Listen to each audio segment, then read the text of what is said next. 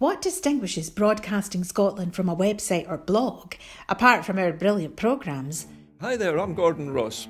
Are the costs we face to enable us to produce those programmes. These costs are significant and ongoing. However, our facilities are able to do so much more if only we had the staff. In the last year, some of our supporters have cancelled their subscriptions. In one way, we would prefer it if it was because they didn't like us, rather than it being because of the financial pressures which we are all under because of COVID. The really positive outcome of our fundraiser is that at a time of economic challenge in Scotland, we will use your donations to create jobs and in a small way contribute to improving the Scottish economy. If you want us to be Scotland's independent broadcaster, able to provide an alternative mainstream television platform, then please support us. Scotland is going to be an independent country.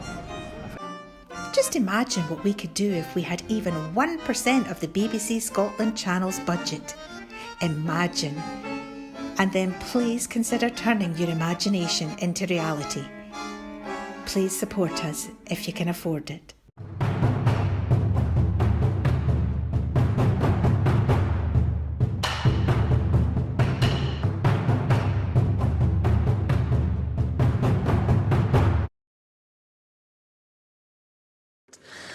Together, and therefore I'll take supplementaries on these questions once both have been answered. Members wishing to request a supplementary should press the request to speak button or indicate so in the chat function by entering the letters RTS during the relevant question. I call question number 1, Liam Kerr. Thank you, Presiding Officer. To ask the Scottish Government whether it considers hydrogen as an alternative to natural gas to be a viable solution to decarbonising heat in homes.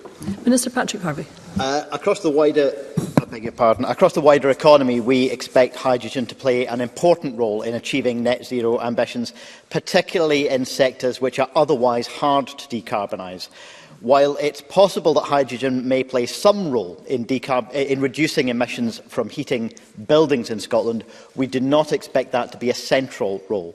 If demonstration safety trials prove successful, blending of hydrogen and conversion and repurposing of some parts of the network to carry 100% hydrogen might take place. However, these are at present decisions for the UK Government, and we urge them to make these decisions soon.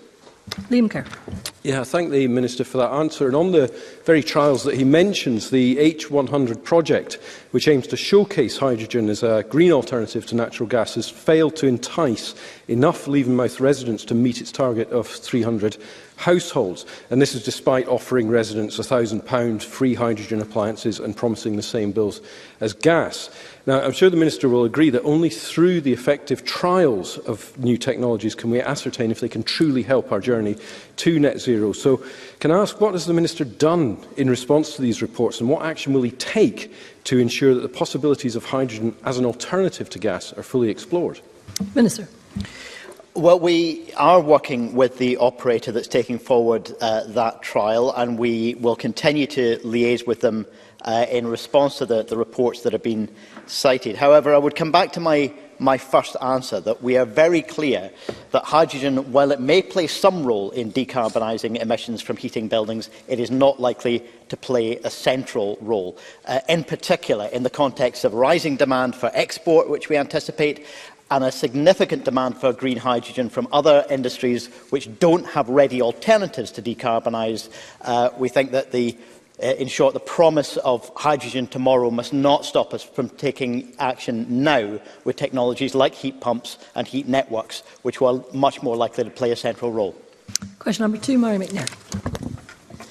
Thank you, President Officer. To ask the Scottish Government whether it will provide an update on how many drinks producers have registered with Circularity Scotland for the new deposit return scheme. Minister Mary McCallan. Thanks, Presiding Officer. The window for drinks producers to register with Circularity Scotland for the new DRS opened this week. The Scottish Government doesn't hold information on producer registrations, but the DRS regulations require that SEPA, as the independent regulator, do maintain and publish a list of all currently registered producers, and the first version of this list will be published in March 2023. Mary McNair. I thank the Minister for that answer. This will be the first scheme of its kind in the UK and one of the most environmentally ambitious in Europe. However, some businesses in my constituency have expressed concerns related to the costs involved at a time when the Westminster imposed cost of living crisis is hitting hard. Can the Minister advise on the action the Scottish Government is taking to support businesses, especially the smaller businesses, that will help address their concerns? Mary McCallan. Presiding Officer, as DRS is a scheme administrator, Circularity Scotland is responsible for implementation. However, the Scottish Government has been engaging very closely with industry to ensure that a pragmatic and efficient approach is taken to implementation.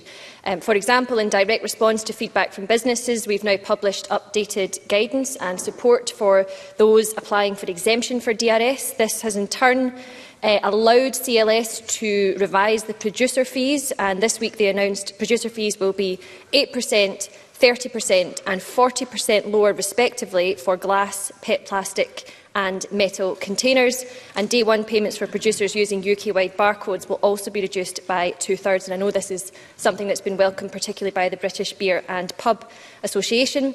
We've also recently announced proposals to bring forward amendments to the DRS regulations so that only the largest supermarkets will be obliged to provide online take-back.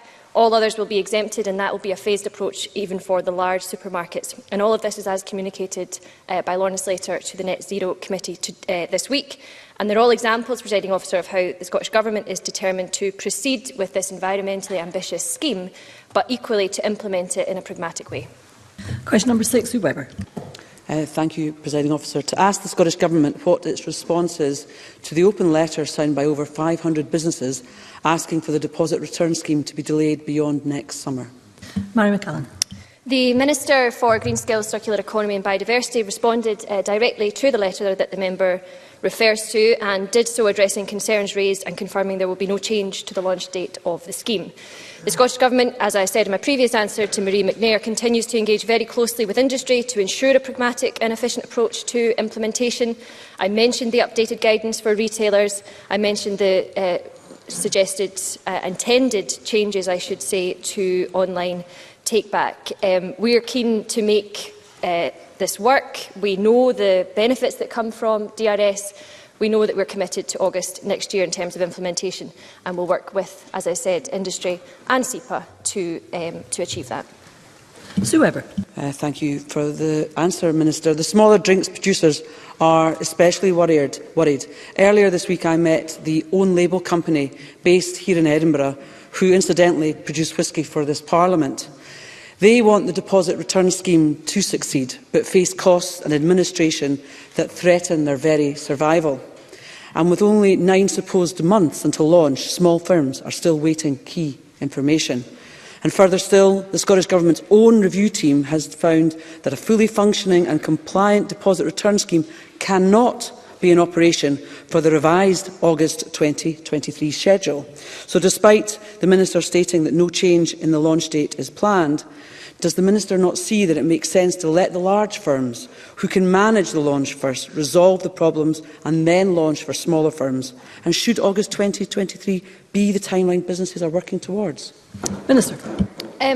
Presiding Officer, I recognise a lot of what the member has narrated there, and in fact some of the actions that the Government has taken over the piece, and in particular this week, as communicated to the Net Zero Committee, have been about recognising that much of the actions should fall on the larger bodies initially. That's inherent in the fact that small exemption is available for certain small outlets, and those changes that have been made to our, or will be made to our regulations as regards to online take-back, that's about targeting that measure, particularly at large supermarkets, and even that on a phased approach. So I think all of that demonstrates how the Government is listening.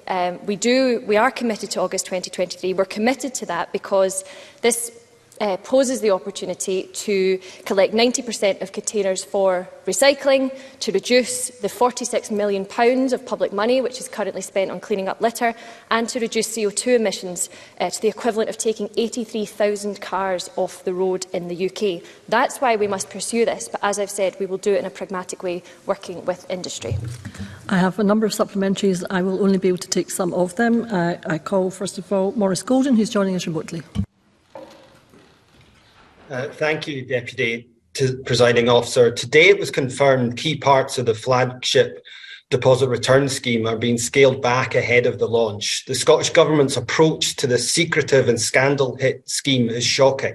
It turns out the SNP and Greens already knew a fully functioning scheme wasn't possible by next August. They were told 7 months ago in a report they kept secret until forced into this climb down. Given other countries have launched successful schemes far more quickly, which are cheaper for producers, can the Minister confirm how many people with experience of those systems the scheme administrator employs, and whether the Gateway reviews routinely interview international DRS experts? Minister. Presiding Officer, the member mentioned reviews. The Scottish Government commissions regular reviews on major projects to ensure that issues are identified and addressed. That is something which those of us who are accustomed to delivery are very used to. Now, the Gateway Review was undertaken more than 6 months ago. Since then, significant progress has been made by industry, and that, of course, was reflected in the improved position of the Assurance of Action report in October. Now, while the most recent report confirms that there are challenges to overcome, they demonstrate an improving picture and confirm the feasibility of the scheme being implemented and in place for August 2023. And, Maurice Golden mentions successful schemes elsewhere that have been implemented more quickly. Perhaps he should have a word with his colleagues in the UK Government, whose scheme is not as ambitious as ours and will not be implemented as quickly. In the meantime, we'll get on with delivering this scheme. Supplementary, Willie Rennie. I think the Minister's got to recognise that confidence in the sector, in this Government's ability to deliver this scheme, is rock bottom. They're really concerned about the expense, about the date, whether it can still be done by August. So what steps is the Minister going to take to build that confidence back up and convince them that, far from being pragmatic and efficient, in fact, this is expensive and they're intransigent with the date? What is the Minister going to do to improve confidence so this scheme can actually work? Minister. Presiding Officer, I said in response to Maurice Golden that our most recent report confirms there are still challenges, nobody is denying that, but it demonstrates an improving picture and it confirms the feasibility of the scheme being in place for August 2023.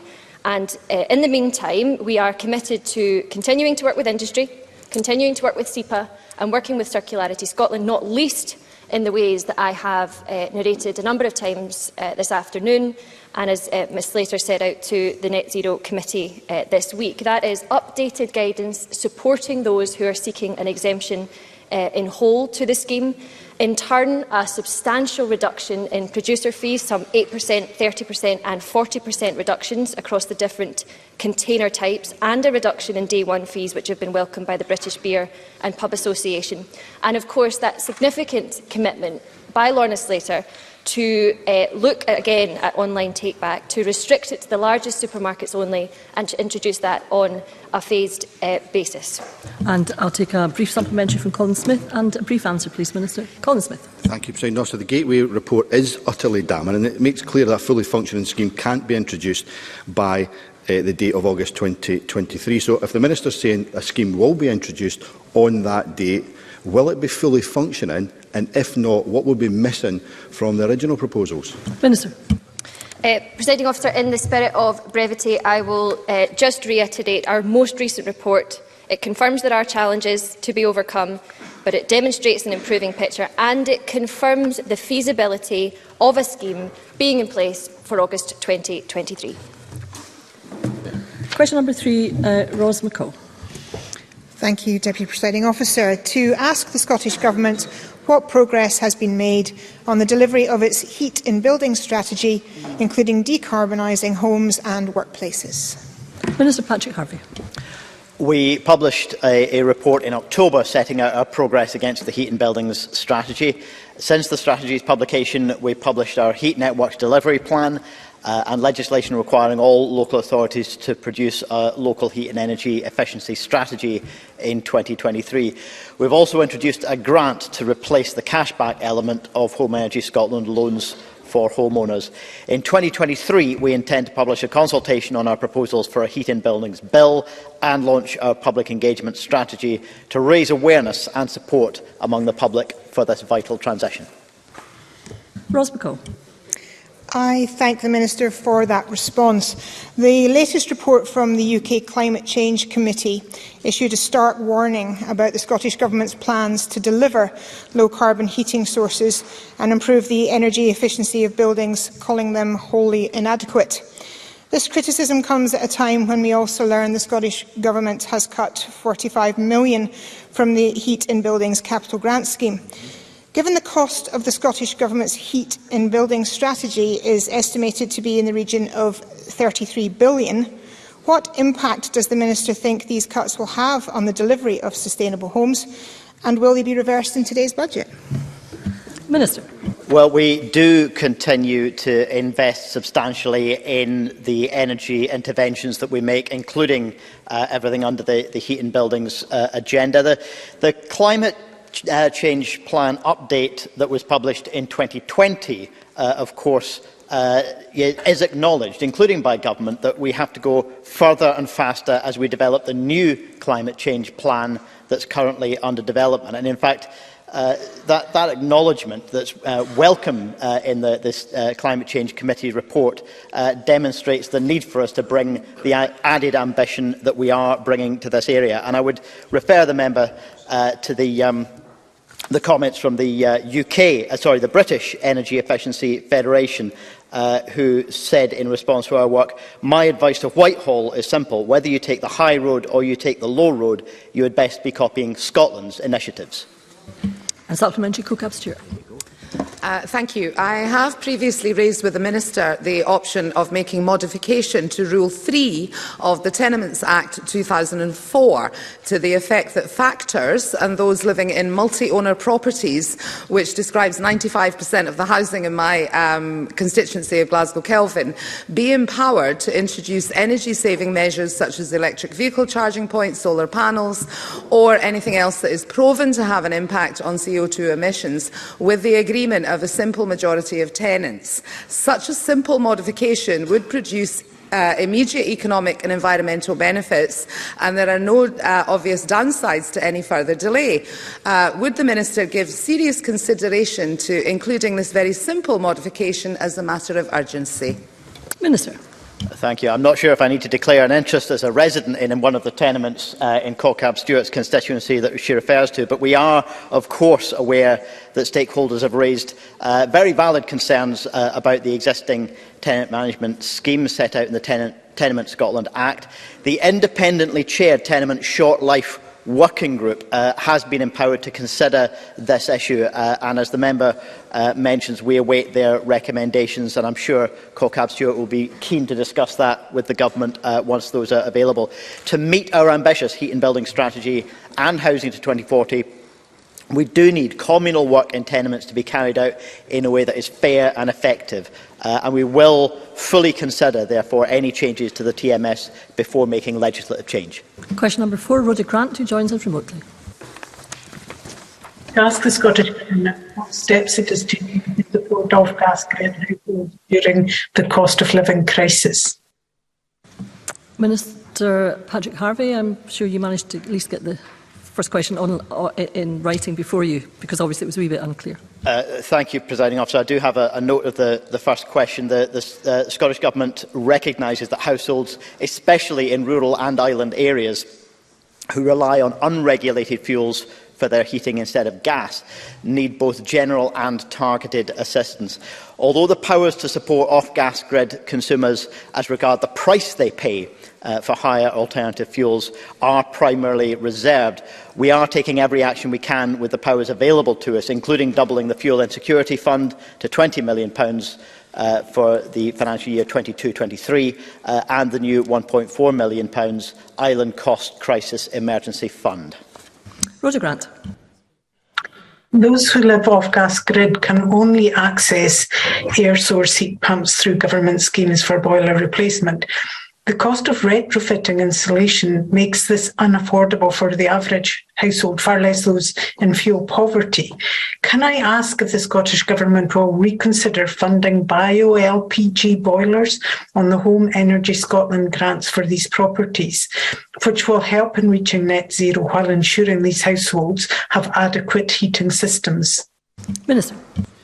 Well, I have to say that I think that the current economic circumstances justify the government's intention to move away from fossil fuels, because over-reliance on fossil fuels is part of the problem for the very consumers that Rhoda Grant is rightly concerned about. But the government has also recently made much more flexible and attractive the package of grants and loans that are available to people, including a specific rural and island uplift for both the energy efficiency and the zero-emission heating elements of that package of grants and loans. So I would encourage the member to make her constituents aware and encourage them to visit the Home Energy Scotland website for further information. Supplementary, Fiona Hislop. According to heating oil supplier RICS, the average price of heating oil has seen a year-on-year increase of 60.5% in 2022, and as households relying on alternative fuels to heat their homes, such as heating oil and LPG, will only receive a one-off £200 payment as part of the alternative fuel payment scheme, does the Minister share my concern that the UK Minister of State for Energy and Climate recently informed the Scottish Parliament's Net Zero Energy and Transport Committee that the UK Government have no plans to regulate the alternative fuel market in the UK? Minister. I do agree and share those concerns. The UK Government's unwillingness to regulate the alternative fuel market will lead to more Scottish households, especially in rural and island communities, being at risk of moving into fuel poverty. It's also very concerning that the alternative fuel payment, which doesn't come close to meeting the rising costs in alternative fuels over recent months, has not even reached consumers yet, despite being announced 4 months ago. And I would say again, Presiding Officer, this whole issue highlights once again our over-reliance on fossil fuels and why it remains absolutely essential that we accelerate our transition to zero carbon alternatives for heating our homes. And supplementary from Beatrice Wishart, who's joining us online. Thank you, Deputy Presiding Officer. What pressure can the Scottish Government continue to place on the UK Government to help support off-grid customers like those in my constituency, where the market is less competitive? And will the Scottish Government join Liberal Democrats in calling for a price cap on heating oil to support households through the cost of living crisis and longer term? Minister. Well, as I've said in relation to the first question, we do call on the UK Government to regulate the alternative fuels market and to ensure that the support that's been committed to is actually made available to people. But I think, given our experience over a number of years of trying to even get the UK Government to sit down and talk to us about the added flexibility we could build in through schemes like ECO and their refusal to negotiate and to find better ways of doing that, I think we all share the members' frustration at the UK Government's unwillingness to work with us on these matters. Question number 5, Karen Adam. Thank you, Presiding Officer. To ask the Scottish Government what consideration it is giving to reinstating rail services to the North East, in particular to Peterhead and Fraserburgh in the Banffshire and Buchan Coast constituency. Minister Jenny Gilruth. An option for a new rail line between Aberdeen, Ellon and onwards to Peterhead and Fraserburgh was assessed as part of the second Strategic Transport Projects Review, but did not form part of the final Strategic Transport Investment recommendations. However, I welcome the news that the Campaign for North East Rail recently secured Just Transition funding to conduct a regional study into the viability of a passenger and freight railway connecting Ellon, Peterhead, St Fergus and Fraserburgh. Karen Adam. The Scottish Government has an exemplary record in this area, having reconnected numerous communities throughout the country to the rail network. The Campaign for North East Rail is something I am extremely passionate about, and it has my full support. But I recognise the challenges the current situation of extreme financial pressures poses to such a project. The campaign is currently working on getting its feasibility study up and running, so can I ask the Minister what advice she might give to the group to ensure that they can develop as strong as a business case as possible? Minister. I travelled to Dice with the member and other local MSPs back in June to see for myself the difference extending the rail line back to the North East would make. And it is worth reflecting that the historic Beeching proposals cut off many of Scotland's communities, of course, from direct access to rail, including Levenmouth in my own constituency, which will be reconnected to the network for the first time in over 50 years in 2024. But because of Levenmouth, I very much recognise the role of rail campaigners and admire their commitment to improving transport connections in their local communities. That successful collaborative approach that was undertaken in relation to the Levenmouth rail link is a really good exemplar of how to build community support. I worked very closely with the group as constituency MSP, and the member may wish to meet with the campaign group to understand the approach taken to build that momentum for Levens Railway. CNER, of course, are a very well established campaign group, and they're working with local businesses, community organisations and local schools. That will be absolutely vital to developing the strong business case that the member speaks to. Supplementary, Audrey Nicholl. Thank you, Presiding Officer. The Aberdeen to Lawrence Kirk multimodal corridor study, published earlier this year by Nestrans, shows a significant public interest in reopening 2 local train stations in my North East constituency, and this would be a very positive development for the local economy, environment and our emerging renewable sector. So can I ask the Minister what action the Scottish Government is taking in response to these findings, given the commitment in the recently announced STRP2 delivery plan to enhance choice and access to public transport? Minister. I know that Transport Scotland officials are meeting Nestrans and their consultants this afternoon as part of that ongoing appraisal process to inform their study, which has been funded through the Local Rail Development Fund.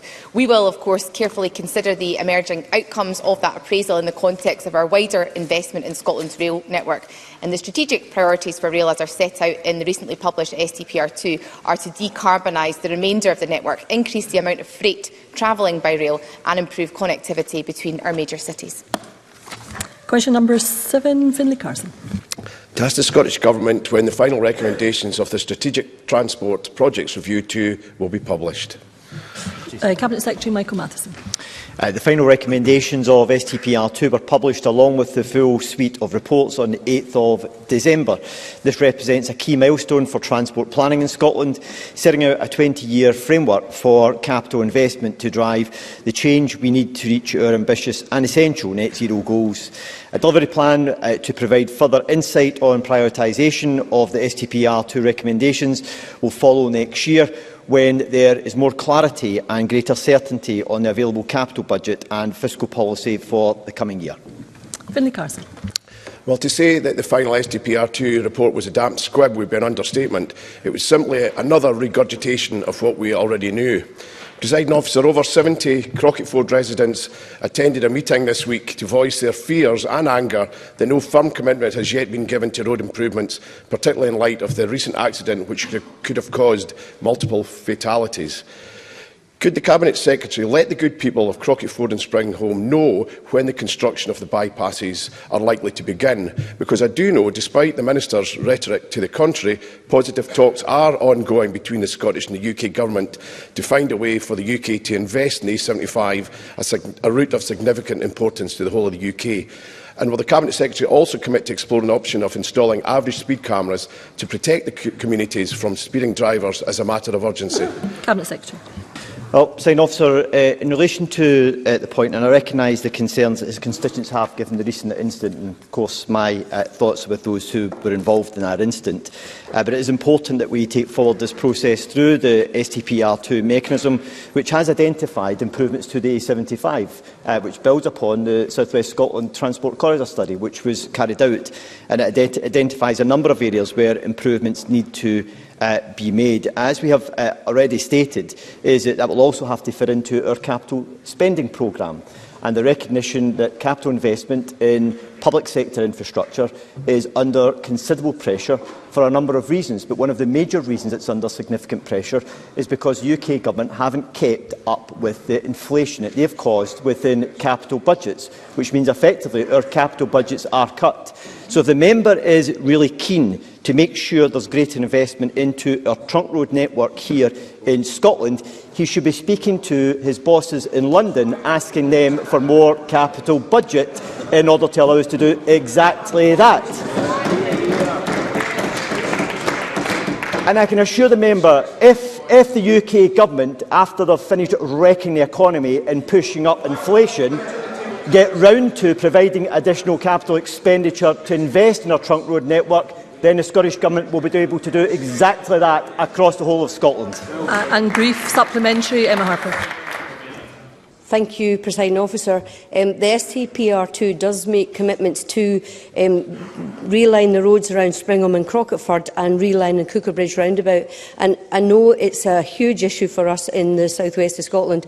They're welcome commitments, but can I press the Minister whether it's likely that the Scottish Government's budget will include funding for these recommendations to be carried out in the coming financial year, and when can we see shovels in the ground? Cabinet Secretary. Well, Presiding Officer, the challenge with these has been the delayed budget we had from the UK Government, which has a direct impact on our ability to manage our own budget. And that's why what we had intended to do was to publish a delivery plan alongside STPR2, but because of the economic and political chaos created by the UK Government, it has delayed that whole process, which means it will be next year before we can then publish the delivery plan that goes alongside this. And within that delivery plan, what I can say to the member, it will set out the areas where investment will be made, including in areas such as the A75 and in other parts of the trunk road network across Scotland. And I can squeeze in question number 8, if I could please get brief questions and answers to match. Question number 8, Jamie Green. Thank you, Deputy Presiding Officer. To ask the Scottish Government when the Cabinet Secretary for Net Zero Energy and Transport last met with CalMac representatives. Minister Jennifer Ruth. As very sit within my portfolio as Minister for Transport, I meet with CalMac representatives on a regular basis, and I will next meet with them this afternoon. Jamie Green. Can I thank the Transport Minister for that answer? I can also put on record my thanks to CalMac staff who are working incredibly hard in the toughest of conditions with creaking infrastructure. But through no fault of their own, CalMac staff are employed through a very peculiar arrangement as part of a subsidiary on Guernsey, Presiding Officer. Given that this is a Scottish-owned company, funded by the Scottish Government, the Scottish taxpayer, subsidised by the Scottish taxpayer, and which operates in Scotland, it's not entirely clear the reasons for such peculiar arrangements. So in her response, can the Transport Secretary please enlighten the Chamber why CalMac staff are employed through a company in Guernsey and what financial benefit it may be receiving from doing so? Minister. I thank the member for his question. In relation to the arrangements, I think these are historic arrangements, but with regard to the specifics of the governance arrangements, he will be aware that earlier this year I published Project Neptune in September of this year, and a few weeks ago members from across the Chamber met with Ernst & Young to talk to some of the changes being put forward through that report. Of course, that report looks at restructuring potentially the governance arrangements in place at the current time, and I'm sure that going forward the issues the member has raised will be addressed in due consultation with local communities to ensure that they receive the services that they should expect to receive in relation to the delivery of CalMac's vessels in the west coast of Scotland. Thank you, Minister. That concludes portfolio questions on net zero, energy and transport. There will be a short pause before we move on to the next item of business. Thank you.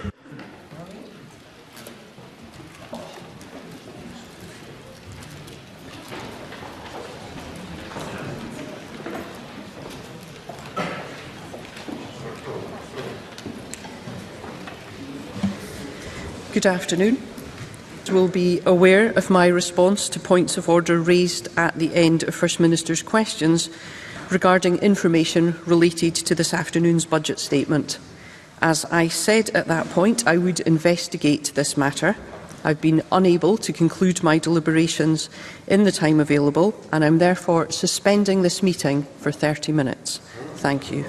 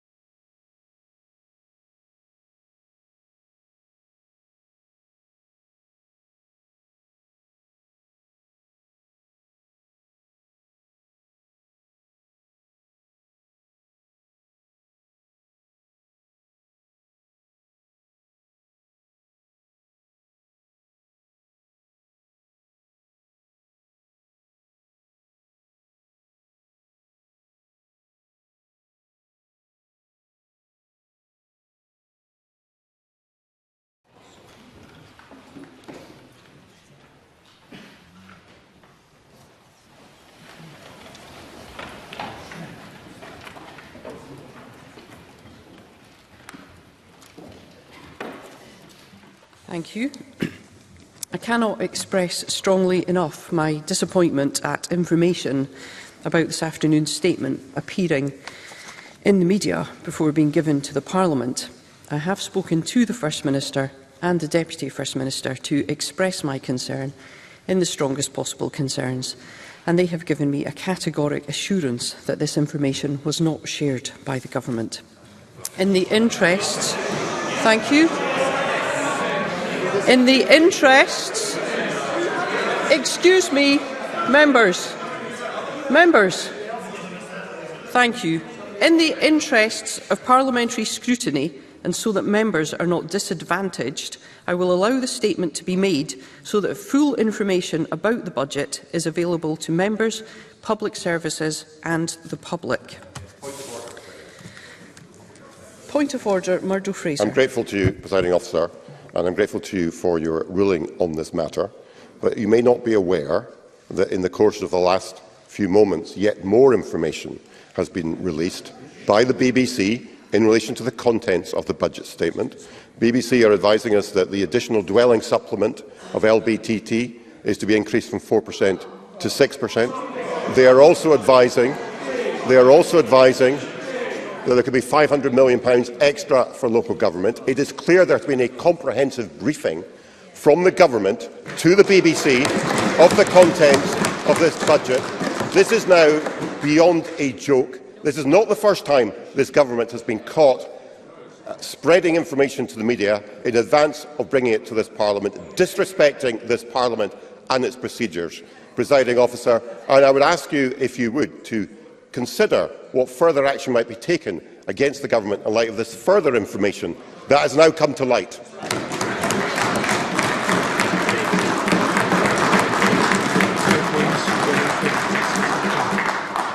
Thank you, Mr Fraser. I think it's extremely important that we continue with the business in front of us. Given the delay that we have already experienced, I will look into the matters that Mr Fraser has raised at a later point. The next item of business is a statement by John Swinney on the Scottish Budget 2023 to 24. I'm simply not going to speak if members will not give me the courtesy and respect of being quiet while I do so. Each and every member of this chamber deserves that courtesy and respect.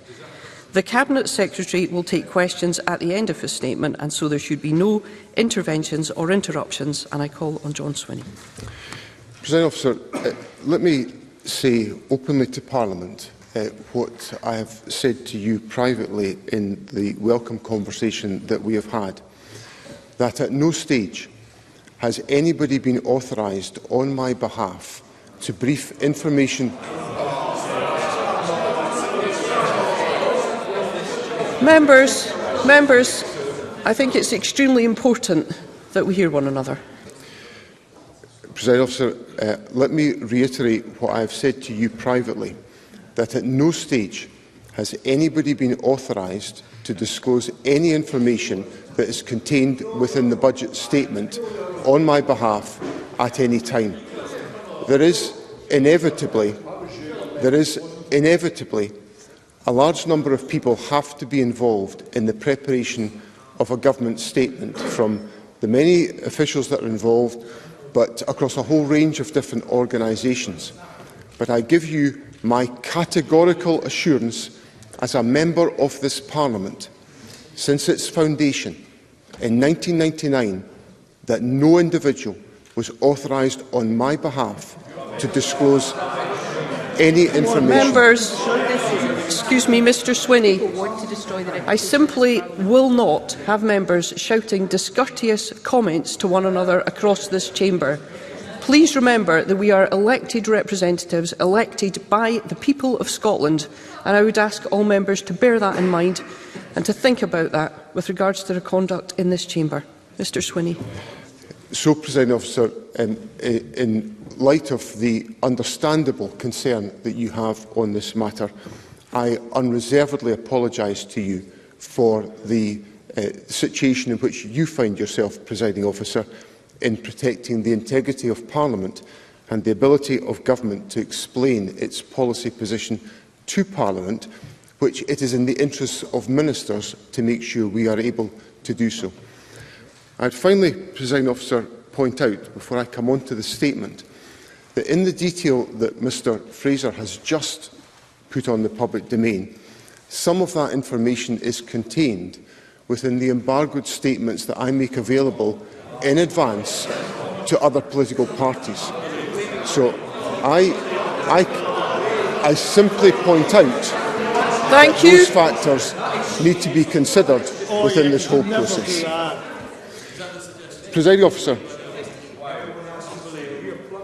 the Scottish Government budget for 2023-24 takes place in the most turbulent economic and financial context most people can remember. War is taking place in Europe, leading to the suffering and displacement of millions of Ukrainians. As a result of the conflict, energy and fuel prices are surging. Inflation is now corroding our economy, having reached a 40-year high. If these challenges faced by countries around the globe were not enough, the United Kingdom has added to the turmoil by a disastrous approach to Brexit, which has damaged labour supply through the loss of free movement of people and undermined frictionless trade with our nearest markets. And all of these difficulties have been compounded by the utterly catastrophic decisions of the United Kingdom Government in the September mini-budget, which have driven increases in interest rates and saddled the country with much higher debt, undermining the public finances for generations to come.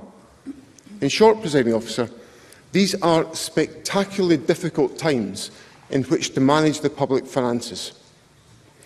These times require governments to lead, to make choices, to decide what matters, and that is what this government has resolved to do. As Parliament knows, those hard realities are not just about future years. I am wrestling with those challenges right now. Before I set out our financial plans for the forthcoming year, I must provide Parliament with an update on this financial year, given the extreme pressure that the Scottish Government budget faces at the present moment. As a result of soaring inflation, we have faced significant and entirely understandable pay demands from public sector workers. In response, we reallocated over £700 million more than originally budgeted to enhance pay uplifts to better reflect the increased cost of living and especially to tackle low pay. We continue to deal with the unforeseen but accepted costs of resettling refugees fleeing the illegal war in Ukraine. We have seen thousands of people in Scotland open their homes in response to war, an example of our country at its very best.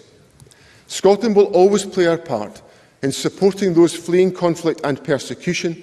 We have made, and we are continuing to make, financial provision to support Ukrainian resettlement costs. The public sector is not in any way immune from the rising cost of energy and inflation, placing additional real pressures on the value of our budget. As a result of these factors, in the autumn, the Scottish Government had to make unprecedented reductions to our spending plans midway through the current financial year, totalling £1.2 billion. We had to do this because once a financial year commences, and in the absence of borrowing powers to address in-year volatility or the ability to alter income tax rates midway through a financial year, we operate a largely fixed total budget, unless the United Kingdom Government allocates any additional resources to Scotland. Despite repeated requests, no additional resources have been forthcoming for this year. The emergency budget review allowed us to meet the cost of increased public sector pay and provide further help to those most impacted by the cost of living crisis. Taken together, in 22-23 the Scottish Government has allocated almost £3 billion to help mitigate the cost of living crisis in these difficult days. There are, however, two key points that I must advise Parliament about in relation to the budget for this current year. Firstly, despite reductions in spending of £1.2 billion, the financial pressures are so great that I am still working in this financial year to find a path to fully balance this year's budget. Secondly, as a consequence of that issue, for the first time since this government took power, I am announcing a budget today for the next financial year, assuming that we do not carry forward any fiscal resources from this year into next. For comparison, our budget for this year was underpinned by £450 million of resources carried over from the previous year. The absence of that carryover increases the scale of the financial challenges that we face in the next financial year. Our budget decisions take place against assessments of deterioration in the economy. I am grateful to the Office for Budget Responsibility and the Scottish Fiscal Commission for their engagement in our budget process. I am, of course, incorporating into the budget the projections made by the Scottish Fiscal Commission. The UK economy has already begun to contract. The OBR estimates that the UK has entered a recession that will last for over a year and see GDP fall by 2%. The Scottish Fiscal Commission is expecting the Scottish economy to follow the UK into recession in 2022, with GDP falling 1.8% between Q1 2022 and Q3 2023. The Commission forecast the recession to be similar in Scotland to the rest of the United Kingdom. According to the latest data published yesterday, inflation now stands at 10.7%. Last month we saw inflation in the UK at its highest since 1981. Businesses and households are facing additional pressures from rising interest rates, with the Bank of England base rate reaching 3.5% today, following the largest increase since 1989. Real household disposable incomes are estimated to fall back to 2013 levels, the largest fall since records began. To compound matters, our labour market has also been experiencing shortages, in part driven by Brexit, as the economy has reopened from the pandemic. As the recession takes hold, unemployment is projected to gradually rise to reach a peak of 4.7% at the end of 2024. In their November Economic Outlook, the OECD forecast that the UK will see the worst economic performance in the G20, other than in Russia, in both 2023 and 2024. The calamitous choices made by successive UK governments have made our economy weaker and put the public finances under tremendous strain. In November, the UK Government set out revised tax and spending plans in its autumn statement, an urgent attempt to repair the damage of the mini-budget. Whilst this brought some improvements to our resource position for 2023-24 compared to the UK Government's published plans, our budget will still be lower in real terms than in 2021. The outlook for future years is looking particularly bleak in 2025-26 and 26-27, the latter 2 years of the Scottish Government's resource spending review period. That is the economic and fiscal context in which the Scottish Government must make our choices for the forthcoming financial year. In formulating this budget, I have reached out to all political parties in this Parliament, to our partners in local government, to trade unions and to many stakeholders in the private, third and public sectors to hear their views.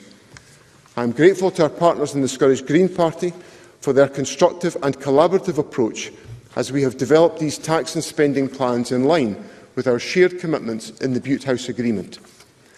There are 4 important factors relevant to considering our decisions set out in the budget today. Firstly, the enormous pressures on the public finances mean that in some cases it will take the Government longer to deliver on our plans. We will work with partners to minimise that effect.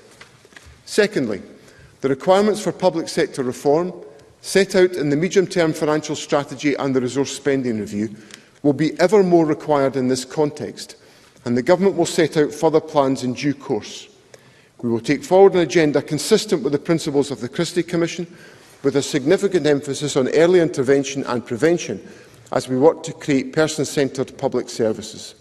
Thirdly, the significant increases in input prices and energy costs mean that our capital budget will be unable to deliver as much as would have been judged possible just a few months ago. The Government will keep these factors under constant review as we take forward the capital programme. And fourthly, given the uncertain inflation outlook and the need to still conclude some pay deals for the current year, I am publishing a public sector pay policy.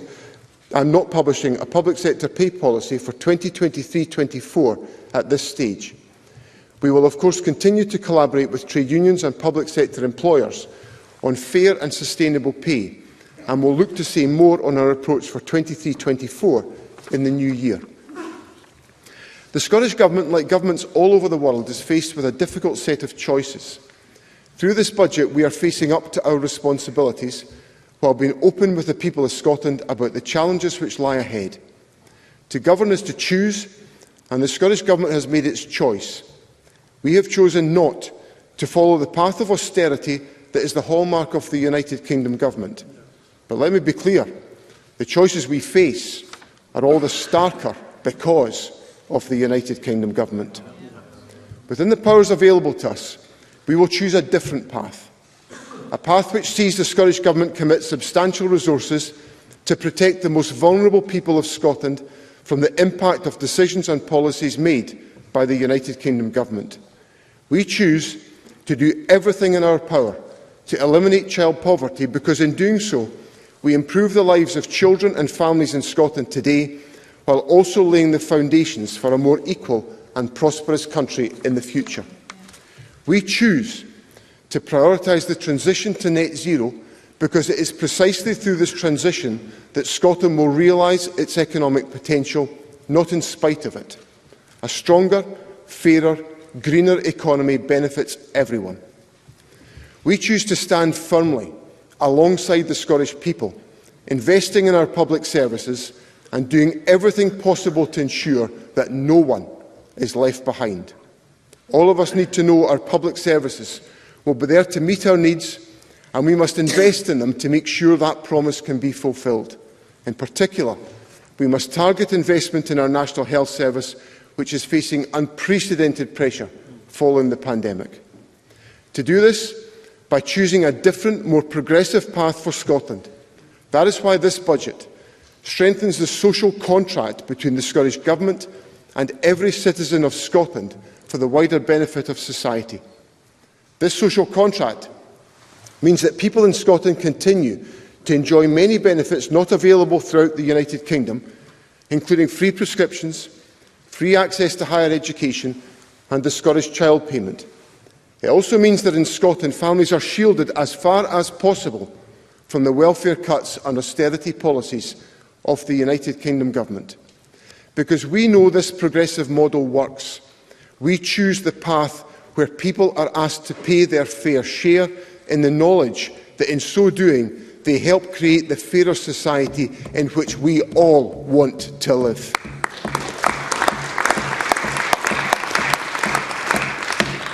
The limited powers we won after the independence referendum in 2014 enable Scotland to make different choices on tax and on some elements of social security. The Scottish Government has made use of those powers in the past. In total, the decisions we have taken since devolution of tax powers and the proposals that I am putting forward today will raise around £1 billion more next year than if we had followed UK tax decisions. We have also used these powers in creating a social security system based on the values of dignity, compassion and respect. This year, we introduced the Scottish Child Payment, the only measure of its kind available in the United Kingdom, to support children living in poverty. It was first introduced at a rate of £10 per week per eligible child under the age of 6. It was then doubled to £20 from April 2022. In November 2022, it was extended to eligible children under the age of 16 and increased to £25, meaning that the payment has increased by 150% in just 8 months. The Scottish Child Payment is now available to around 387,000 children in Scotland, and I confirm that the payment will remain at the increased level of £25 per child per week. I am pleased also to announce that all other social security benefits under the control of the Scottish Government will be increased by the rate of inflation in September of 10.1%. In the face of the extraordinary challenges we face, we have chosen to use our tax powers again to protect our country from the harm caused by the turmoil of these times and the damaging decisions of the United Kingdom Government. Our approach to taxation continues to be guided by our values and the principle that the tax burden should be proportionate to the ability to pay. This commitment to fairness is what underpins the choices we have made throughout this budget, and it underpins our whole approach to taxation. In this budget, we are asking people on higher incomes to contribute more in taxation than those on lower incomes. But with the majority of people in Scotland still paying less in taxation than if they lived in the rest of the United Kingdom, by these decisions, everyone in Scotland will be able to enjoy the benefits of strong public services and a comprehensive social contract. Presiding Officer, on income tax, I intend to maintain the thresholds for the starter and basic rate bands at their current levels. I confirm I will also maintain the higher rate threshold at its current level, and I will lower the top rate threshold from £150,000 to £125,140. I also intend to make no changes to the starter, basic and intermediate rates to protect those on lower incomes. I have decided to increase the higher and top rates of tax by 1 pence each to 42 pence and 47 pence respectively. As a result, we are asking all those earning more than £43,662 to pay an extra penny in income tax, and I want to be clear that extra penny is being raised for a specific purpose. We have taken the decision to enable us to exceed the health resource Barnett consequentials from the UK Government with substantial additional investment in the National Health Service, an investment that will benefit us all. It is, in short, an extra penny to enable spending on patient care in our National Health Service.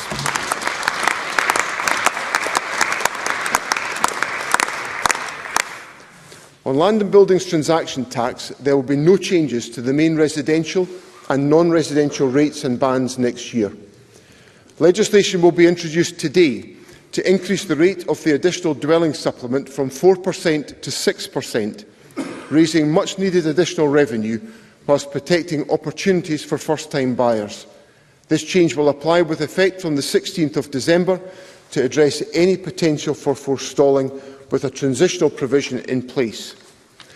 I can also announce today that we will increase both the standard and lower Scottish landfill tax rates from the 1st of April and will maintain consistency across the United Kingdom, guard against waste tourism and support our ambitions for a more circular economy. The Scottish Fiscal Commission forecasts that the income tax policy changes I have outlined today will raise £129 million in 23-24. In addition to this, the Scottish Government estimates that freezing the higher rate threshold has added £390 million when compared to inflation. The SFC also forecast that the changes to the additional dwelling supplement will raise an additional £34 million in revenue in 2023-24. Taken together, we estimate that these changes will provide £553 million in 23-24 for investment in public services in Scotland. Presiding Officer, in this challenging economic context, I recognise the pressures faced by business working in difficult conditions to create employment and growth in our economy. 16 business organisations came together to ask me to take one particular step to support businesses through these tough times.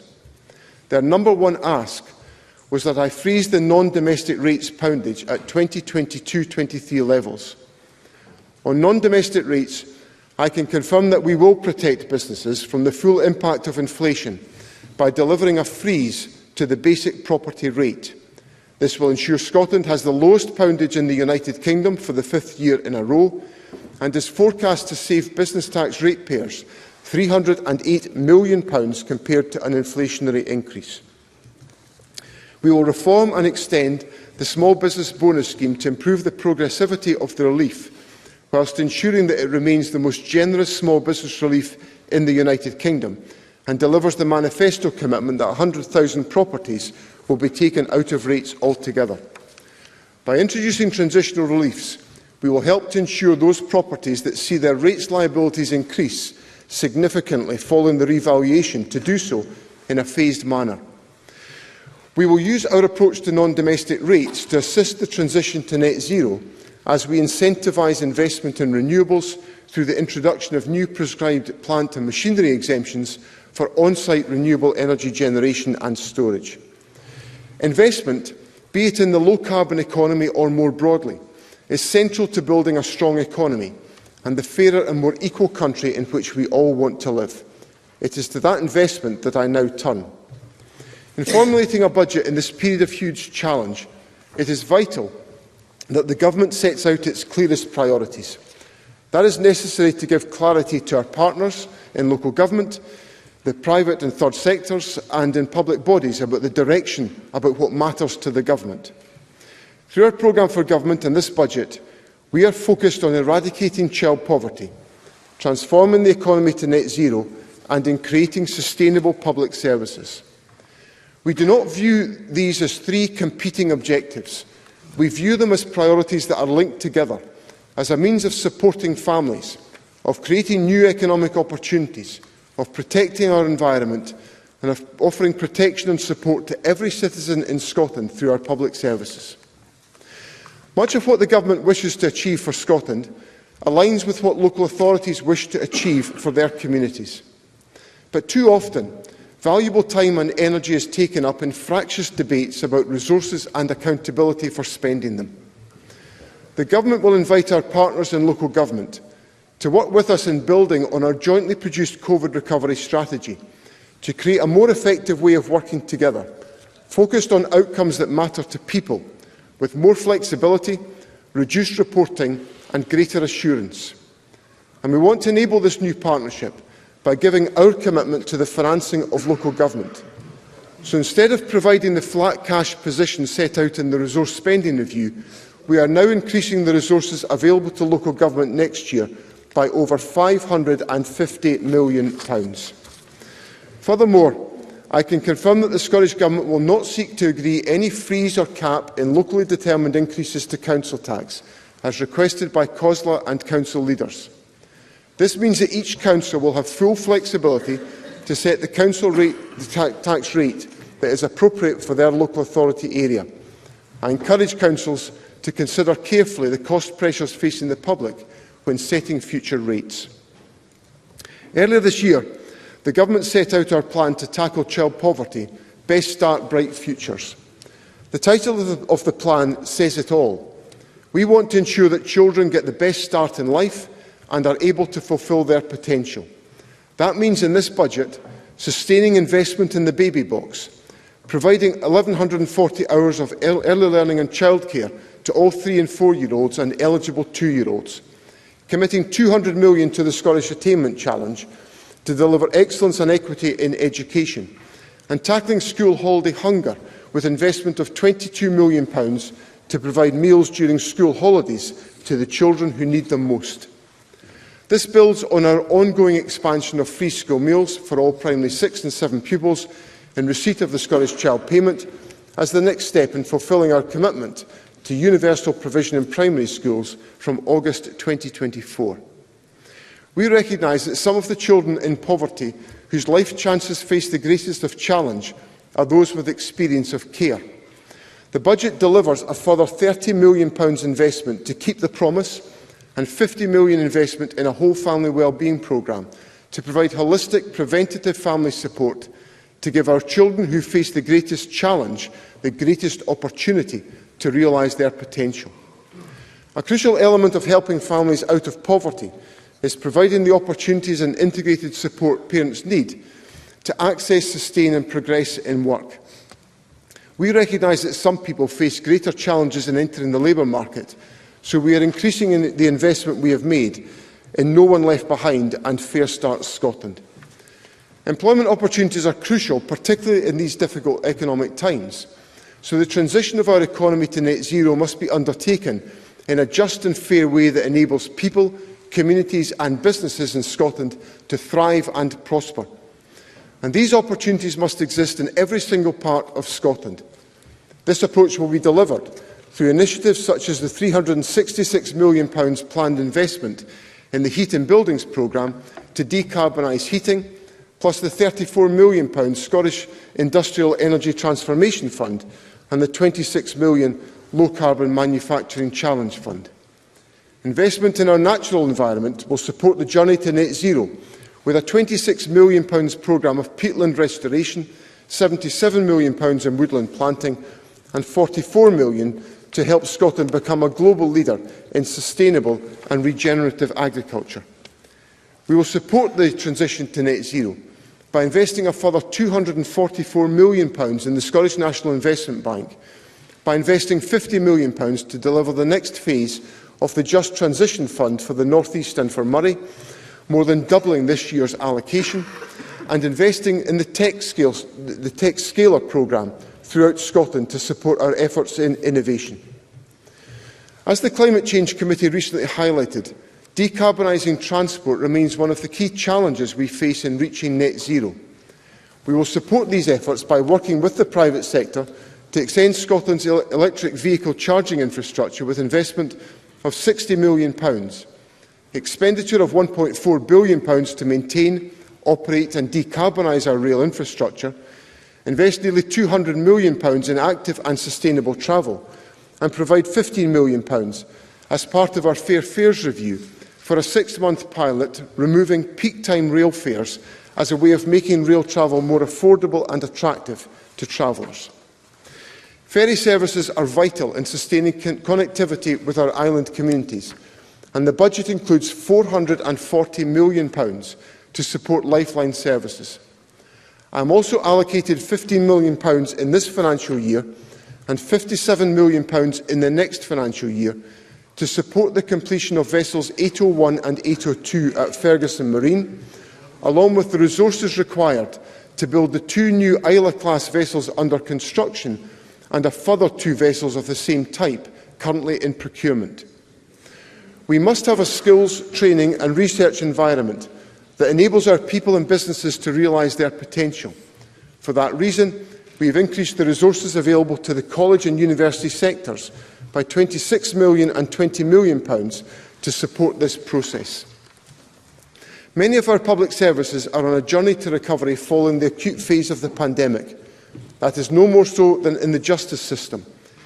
We want people to live in safe communities where we act early to reduce the potential for harm, support victims of crime and act swiftly to bring the perpetrators of crime and violence to justice. As part of this budget, I intend to increase the resources available to the Crown Office and Procurator Fiscal Service by £13 million and to our wider justice system by £165 million. This will provide resources to tackle court backlogs, strengthen legal aid provision and enable the funding of police services to increase by £80 million. The most precious of our public services, the one on which all of us depend, is our National Health Service. We recognise the challenges the NHS faces and the pressures that are borne by the outstanding public servants who work in the NHS. That is why we have offered a formidable pay settlement to staff in the NHS. Supporting our NHS boards remains a top priority, and in the year ahead we will invest over £13 billion to allow them to continue to drive forward the 5-year recovery plan. The reform of key services will continue, backed by £2 billion to establish and improve primary healthcare services in the community. In parallel, we will provide £1.7 billion for social care and integration to improve services while paving the way for the introduction of the National Care Service. An additional £100 million will be made available to support delivery of the £10.90 real living wage for adult social care, building on the increase provided in 2022-23. This is vital work, and it is important those on the front line are supported. We remain committed to addressing the ongoing public health emergencies and reducing the avoidable harms associated with drugs and alcohol. By investing £160 million, we will ensure this important work continues. This is part of our commitment to provide £250 million of additional funding over the life of this Parliament to address the drugs death emergency. If we want to be able to depend on the National Health Service, we have to be prepared to pay for it. When the UK Government set out its autumn statement, it gave rise to consequential funding for the NHS in Scotland of £291 million. I intend to pass on that funding consequential, but I do not believe it is nearly enough for the critical task that we ask our staff in the National Health Service to do. As a result of the choices I have made on income tax, I am in a position in 1 year to increase the amount we spend on health and social care in Scotland by over £1 billion.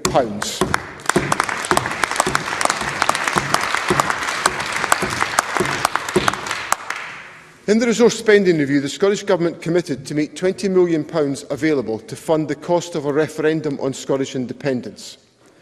The Government believed that to be a necessary investment to ensure the people of Scotland have the opportunity to express their democratic right to self-government.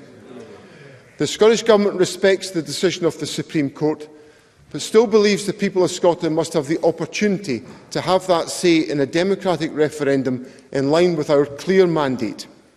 And when that opportunity is available, the Scottish Government will make financial provisions for that to happen. However, at this moment, I must make full use of the resources available to me. One of the reasons why I believe Scotland will be a successful independent country is because of the energy wealth that we enjoy. Scotland is a country with an abundance of renewable energy opportunities. The travesty, however, is that despite that strength, too many of our people languish in fuel poverty. In order to help our most vulnerable citizens, I intend to utilise the finance earmarked for a referendum on independence to make provision to extend our fuel insecurity fund into next year, a further £20 million to address yet another failure of the United Kingdom and its policies. Presiding Officer, this budget takes place at a time of enormous challenge and difficulty for people and business due to volatility in the economy and the corrosive effect of inflation. Many in our communities, the people who send us here, are suffering real and enduring hardship. And all of this is happening at a time when our country needs to adapt to the challenges of net zero and face the hard reality of severe constraints in the public finances. In that context, this Government has decided to use our scope to take distinctive decisions to the greatest extent we believe possible at this time. We have chosen to reject the path of austerity. We have chosen a progressive path instead, to invest in our people, to invest in our economy and to invest in our public services. These are the choices we have made, the choices for our future, and I commend the budget to Parliament.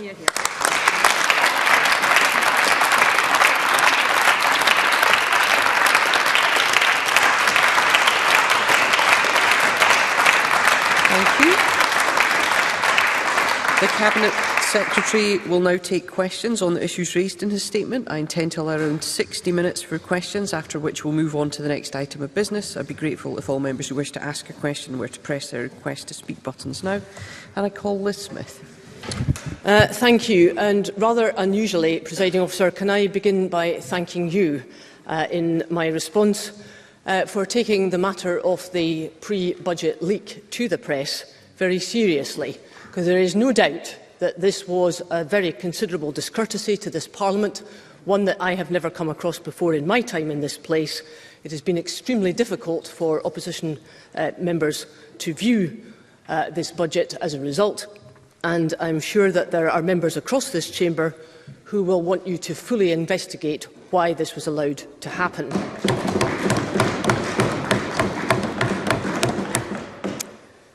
Presiding Officer, can I acknowledge again the very tight fiscal circumstances confronting the Cabinet Secretary as he has embarked upon the tough decisions that he has outlined. But I do think it is about time that John Swinney stopped blaming the UK Government for every single predicament in which he finds himself, because he has had more money at his disposal than he has been prepared to admit. And as the Fraser of Allender Institute reminded us at the weekend, the block grant money from the UK Government, and I quote, more or less covered the inflationary pressures upon him. And he knows too that, discounting all the additional COVID spend from the UK Government in the previous 2 years, he had a record block grant funding from the UK Government for the current financial year, and he knows that the Scottish Government will receive an additional £1.6 billion of resource spending in the next 2 financial years, which will give direct support to our schools and hospitals. Now, he tells us today that the Scottish Government has been forced into using its own powers to the greatest extent. But these powers have been there throughout all the time that the SNP has been in government. Yet it hasn't been using them to deliver on the clear priorities of the Scottish people, on supporting household incomes and jobs, on sustained and consistent support for our businesses and high streets, and on the delivery of our public services, many of which are, of course, delivered by local government, and which we know recently wrote a very strong letter to John Swinney outlining the extent of the huge pressures that it is under as a result of the SNP cutting their funding over several years. If you raise taxes, Mr Swinney, the public wants to know why they see only cuts and a deterioration in the delivery of public services. Yep. And if you widen the tax gap for middle and higher earners in Scotland in comparison with their UK counterparts, you risk undermining the potential for economic growth that this country so desperately needs. So the Scottish Conservatives very much look forward to the forthcoming Stage 1 process, in which we will set out where Mr Swinney can further reprioritise money to frontline services, including to local government, to policing, to net zero, a reprioritisation which means withdrawing the huge spending commitment to the National Care Service, which very few stakeholders want at all, and removing that commitment to the bogus referendum. In the meantime, can I ask, what analysis has Mr Swinney undertaken about the likely impact on tax revenues and on economic growth in Scotland, resulting from middle and higher income earners paying more tax per head than their counterparts in the rest of the UK, given that we know from the Scottish Fiscal Commission that the devolved tax powers used so far by the Scottish Government have not delivered any additional tax revenues than would have been the case had the taxes been set by Westminster. Yep.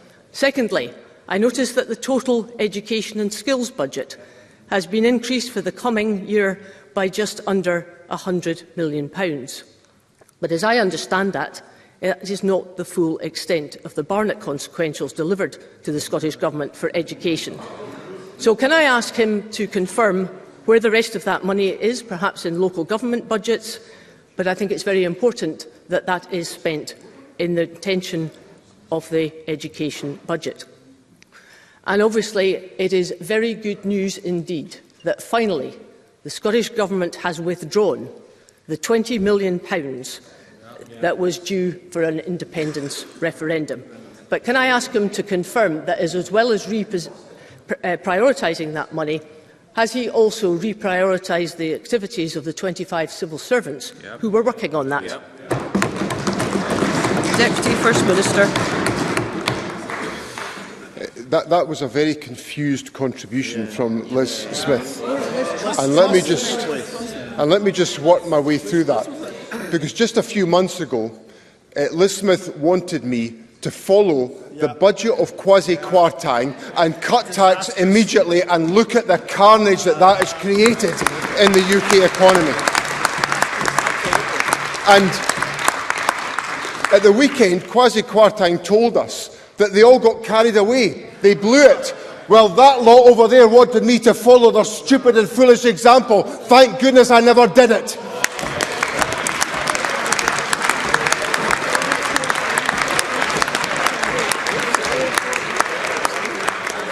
Now, when I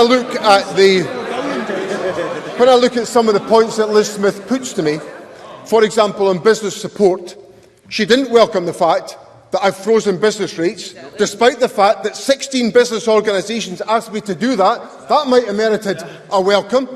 She said that we've not put in place support for business. We have got the best small business scheme in the United Kingdom.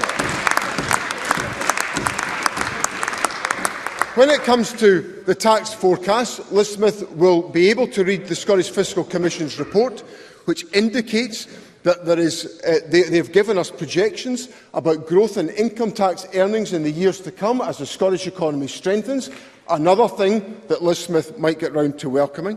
Then we come on to education consequentials. Well, how on earth am I supposed to boost the budget of local government, which provides education in our country, if I don't use the consequentials that are set out for those purposes? And lastly, on this obsession that Liz Smith has got with the £20 million for the independence referendum. She's absolutely and completely obsessed by the whole thing. I'm beginning to get worried about her obsession with that. I confirmed that in order to deal with the fuel poverty that exists in our country, the punishing inflation that people are wrestling with, the sky-high energy costs that have been fuelled by the mismanagement of the United Kingdom's energy and economic policies by Liz Smith's allies in the United Kingdom, I am allocating that resource to support those in fuel poverty, and surely the Tories could welcome that. Daniel Johnson. Thank you, Presiding Officer, and can I too thank you for your investigations into this afternoon's incidents. And just to the comments made by the Deputy First Minister at the start of this, the details, I think, laid bare by Murdo Fraser were news to me, particularly, most prominently, the rate of LBTT. Can I confirm they were not in my copy of the statement that was released? That they were in the embargoed sections. It was an impossibility for opposition parties to provide that. I considered the Deputy First Minister's comments to be a smear. I would ask him to withdraw them and to investigate who did, whether if it was without his authorisation, who did leak it from the government.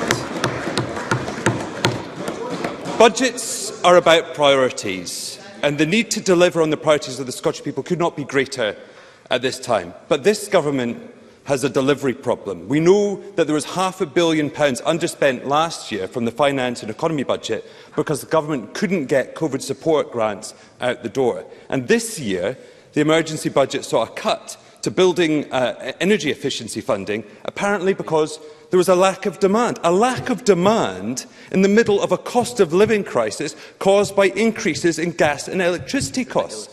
It beggars belief. So this budget must deliver for those in most need. So can the Deputy First Minister set out how this budget will tackle the government's clear deficiencies in delivery in terms of assisting those in urgent need? Now, inflation is robbing people of their security, their dignity, their ability to provide for their families. So this budget must pay particular attention to pay in the public sector. And there are almost 300,000 people in the public sector on less than £15 an hour. ONS data is clear that there are 23,000 people in the public sector earning less than the national living wage. Now that's a scandal. So as a result of this budget, what will those figures look like at the end of this financial year? And I ask the Deputy First Minister if he could clarify that.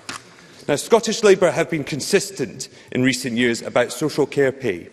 Last year saw the minimum wage for social care rise by just 50 pence. This year it's even less, 40 pence. That's a 3.8% increase. That is an insult.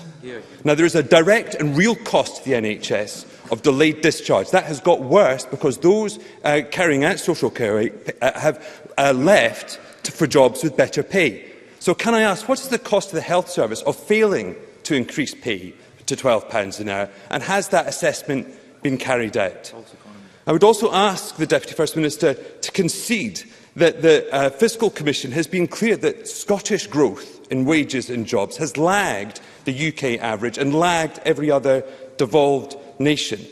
Does the Deputy First Minister acknowledge this government's failure to deliver a growth plan worthy of the name and its failure to grow jobs and people, and how will this budget help that? And finally, Scottish Labour will always support progressive taxation, but we are also clear that if you're going to take progressive tax measures, you must demonstrate clear improvements to public services. But the statement today, with a manifesto-busting measure, does not do this. People will not accept a rise in tax bills if all they see is further decline of their services after 15 years of the SNP's mismanagement of them. Nor will they tolerate this tax hike if they see the ranks of spin doctors, quangos and civil servants swell? So will the Deputy First Minister bring forward a clear plan setting out how this money will improve the NHS, not just by the funding amount, and will he pledge to cut government waste to justify this tax rise? Thank you. Deputy First Minister. President Officer, the focus of the budget is on eradicating child poverty, on making the transition of the economy to net zero practical and possible, and on ensuring we have sustainable public services. So that is the approach I'm putting into the budget to ensure the delivery challenge that Mr Johnson puts to me can be addressed. On the question of public sector pay, as Mr Johnson knows, he and I have rehearsed this issue a few times. We've spent, as ministers, a large amount of time over the course of the last few months trying to get to a position whereby we secure deals that are increasing the pay of public sector workers. And we have made significant progress. And indeed, one of the points that the First Minister was making at First Minister's question time today is that in every other part of the United Kingdom today, there is industrial action in the National Health Service. That is not happening in Scotland because of the dialogue we've taken forward, and I welcome very much the trade union support for the pay deals that we have put forward. And we are working in all these deals, whether it's the local government deal or the health service deal. Each of these deals has been specifically focused and targeted on improving the position of low pay. Those on lower pay have had higher increases than those who are on higher pay. So those investments and those priorities made by government are designed to strengthen the position of people on low pay. Now, Mr Johnson talked about the issue of delayed discharge, and the government accepts the undesirability of delayed discharge. And the Health Secretary and I and other ministers are spending a huge amount of time working with local government and partners to try to secure those reductions. But the key thing that we keep on being told is the challenge of being able to recruit staff, and the challenge of recruiting staff is about the folly of Brexit and the loss of free movement of population. And we are taking the steps necessary through the work that we're doing to improve pay to try to ensure that we can overcome that disadvantage. Now, Mr Johnson asked me about wage growth in the Scottish economy. He won't have had time to see this because it's in the Fiscal Commission report. But the Fiscal Commission report says today that they predict a period of catch-up in Scottish earnings over the next 5 years relative to the rest of the United Kingdom. So I hope that gives Mr Johnson some reassurance, and what will drive that will be the implementation and delivery of the National Strategy for Economic Transformation, which was set out by the Finance Secretary earlier this year and is now being taken forward to deliver that improvement in economic performance. Now, lastly, we come to the question of tax, and I have never heard in my puff such an equivocal explanation of the Labour Party's position on tax, because Daniel Johnson was sat throughout that question to me well and truly on top of the fence on the issue of taxation. The Labour Party's got to decide whose side are they on. Are they on the side of investing in the public services, or are they on the side of trying to have it both ways? Because that's what Daniel Johnson's trying to do today. Alex Cole-Hamilton. Thank you very much, Presiding Officer. This is a bleak day for our country.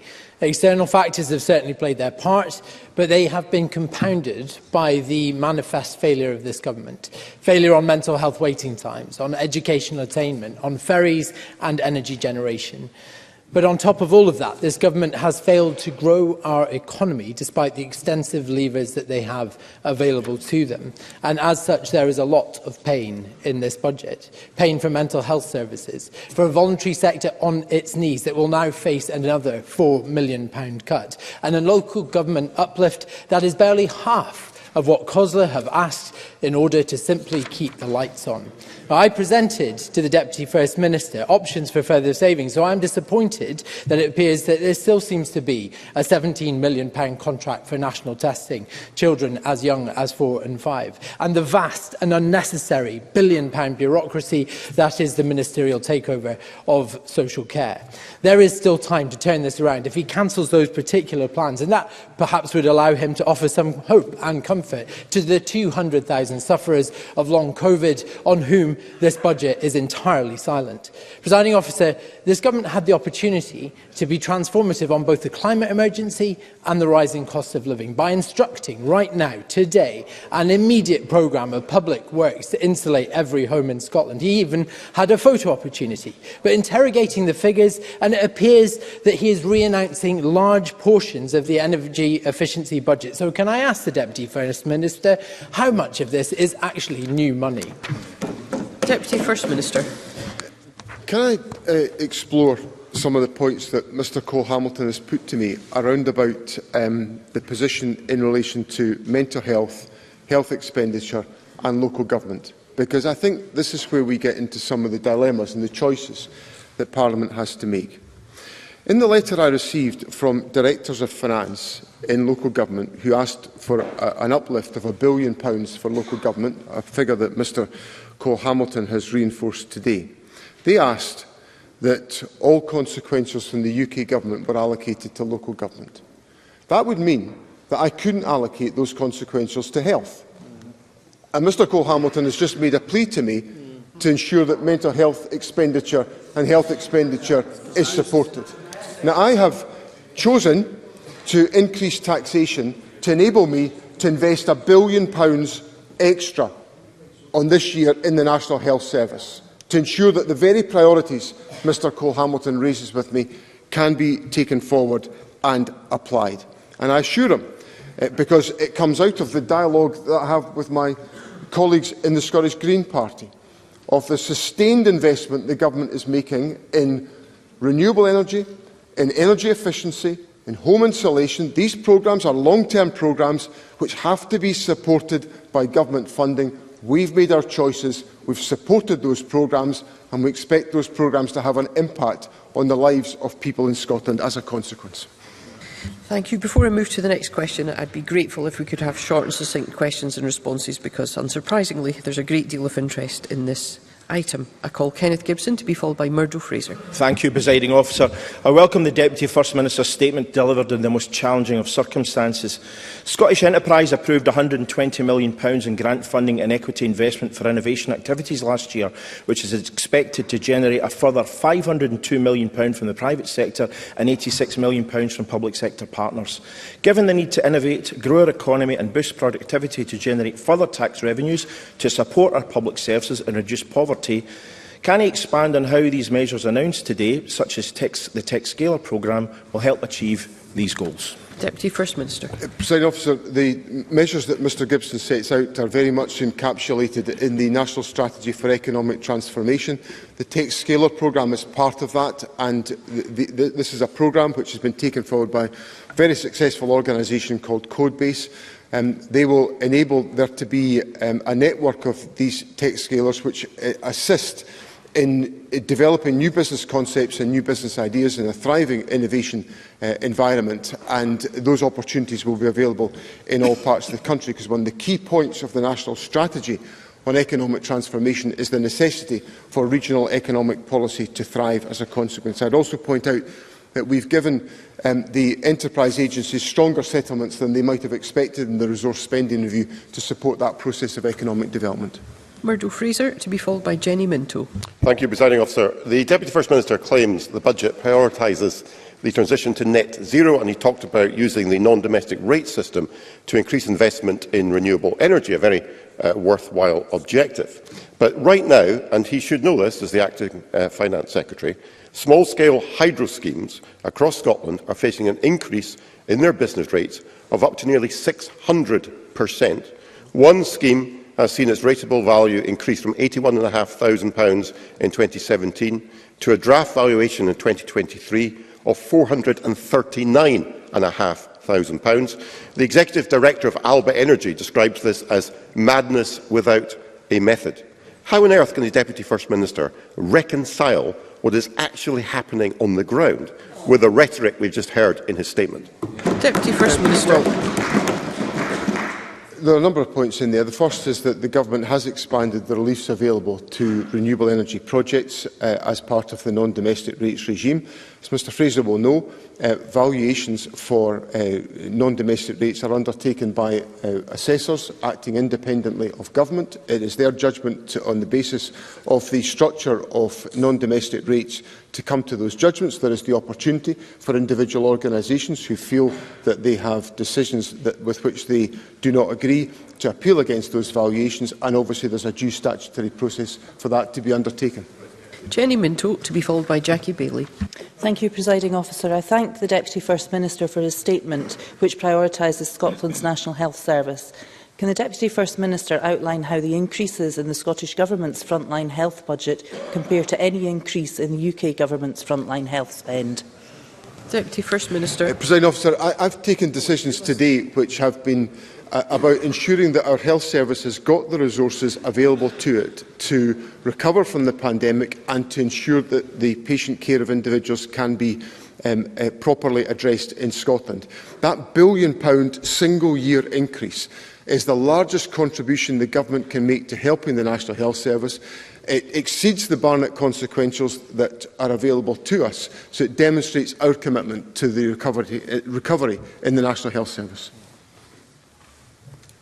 Jackie Baillie, to be followed by Colin Beattie. Will the Deputy First Minister pause the National Care Service Bill to release money to spend on ending non-residential care charges, which is effectively a care tax on the vulnerable during a cost of living crisis? The Deputy First Minister will also be aware that increasing wages to £10.90 an hour means that people working in Lidl's earn more than social care staff, and this will not be enough to tackle the increasing level of vacancies in social care and will not take the pressure off the NHS with delayed discharge. He is also creating a two-tier workforce in care by paying children's social care staff less. So will he pay all social care staff £15 an hour, which is what they so richly deserve? Deputy First Minister. Parliament is currently considering the legislation on the National Care Service, so there's a process to be undertaken in that scrutiny, and it's for Parliament to consider all of those issues in the proper process. In relation to the care sector, I recognise the financial challenges that individuals face, which is why the Government has put so much effort and energy and resource, I might add, into strengthening the pay deals that are available to individuals within employment in the care service. We will continue to do as much as we possibly can do, but the scale of financial change that Jackie Baillie talks about would rather force her front bench to get off the fence a little bit about where the money would come from to enable that to take place. Now, I will be happy to participate in discussion and dialogue with opposition parties about what should be the priorities of the budget. I've already engaged with Mr Johnson on this question, and I've engaged with all political parties. But we have to establish the ground rule that when people are coming forward with suggestions that will increase the cost in the budget, they have to tell us where the savings will come from. I call Colin Beattie, to be followed by Mark Griffin. As we progress with our just transition to net zero, it is vital that we prepare our workforce to be able to take advantage of the opportunities that this will bring. Can the Deputy First Minister provide any further information about how the measures set out in this budget will support the creation of new green jobs in Scotland? And can he advise what assessment has been made of the progress made in terms of job creation so far? Deputy First Minister. Presiding Officer, the steps that are taken in the budget are designed to ensure that we have a very focused approach to the delivery of new employment within the green economy and a journey to net zero. That will take place across a range of programmes. Part of what I said in my statement was about seeing the interrelationship between public services and the journey to net zero and the attack on child poverty as being part of the a journey which joins together all of these different themes to ensure that we are creating employment opportunities that help families to get out of poverty. So the measures that are set out in the budget through the investment in our colleges and universities, the investment in the employability programmes in relation to No One Left Behind and Fair Start Scotland are all designed to support that journey for individuals, and then the investment funds that are available for the low-carbon economy will support companies to create those new opportunities as our economy changes. And from that combination of effort, I'm confident that we'll be able to stimulate employment within the green economy. Mark Griffith, to be followed by Natalie Dawn. Thank you, Presiding Officer. The claim of £550 million more for local government is clearly smoke and mirrors and more ring fencing, and the huge real terms cut to core services through the General Revenue Grant will be disastrous, on top of a house building budget slashed by £176 million. Now, last week, SNP councillors, not any other party but SNP councillors in Cosla said services either significantly reduced, cut or stopped altogether, and when councils can't focus spend on prevention, the NHS will end up spending significantly more money. Has the Cabinet Secretary assessed the additional costs that will be borne by the NHS, the impact on care, the people needing emergency interventions, when councils are left with no option but to scrap preventative services? Deputy First Minister. I've just set out local government's expectation from the resource spending review was of a settlement that was flat cash. That would have meant no more money next year compared to this year. And I've just announced £550 million of additional expenditure. Now, is it impossible for anybody in here to welcome the fact that that is a departure from the resource spending review and addresses significantly the issues put to me by local government? Now, I also said in my statement that we would work with local government to address the concerns they have about ring fencing, to address the concerns they have about the level of reporting on certain programmes. But Parliament also expects to hear from local government, and indeed Mr Griffin and his colleagues asked these questions, about the performance and delivery of certain issues that really matter to members of Parliament. So we'll take forward that discussion with local government to create a partnership that we work together, and it will be greatly assisted by the fact that we've just allocated £550 million of new additional resources to local government. I call Natalie Dawn, to be followed by Miles Briggs. As the Deputy First Minister has outlined, the Scottish Child Payment increase is 150%, which should help lift 50,000 children out of poverty. As we try to reach targets to reduce child poverty, the UK Government is taking action to push more people into poverty, causing inflation rises, failing to act on soaring energy costs and much more. Can the Deputy First Minister expand on what action is being taken in this budget to eradicate poverty and contrast this against the damage being done by the UK Government? Deputy First Minister.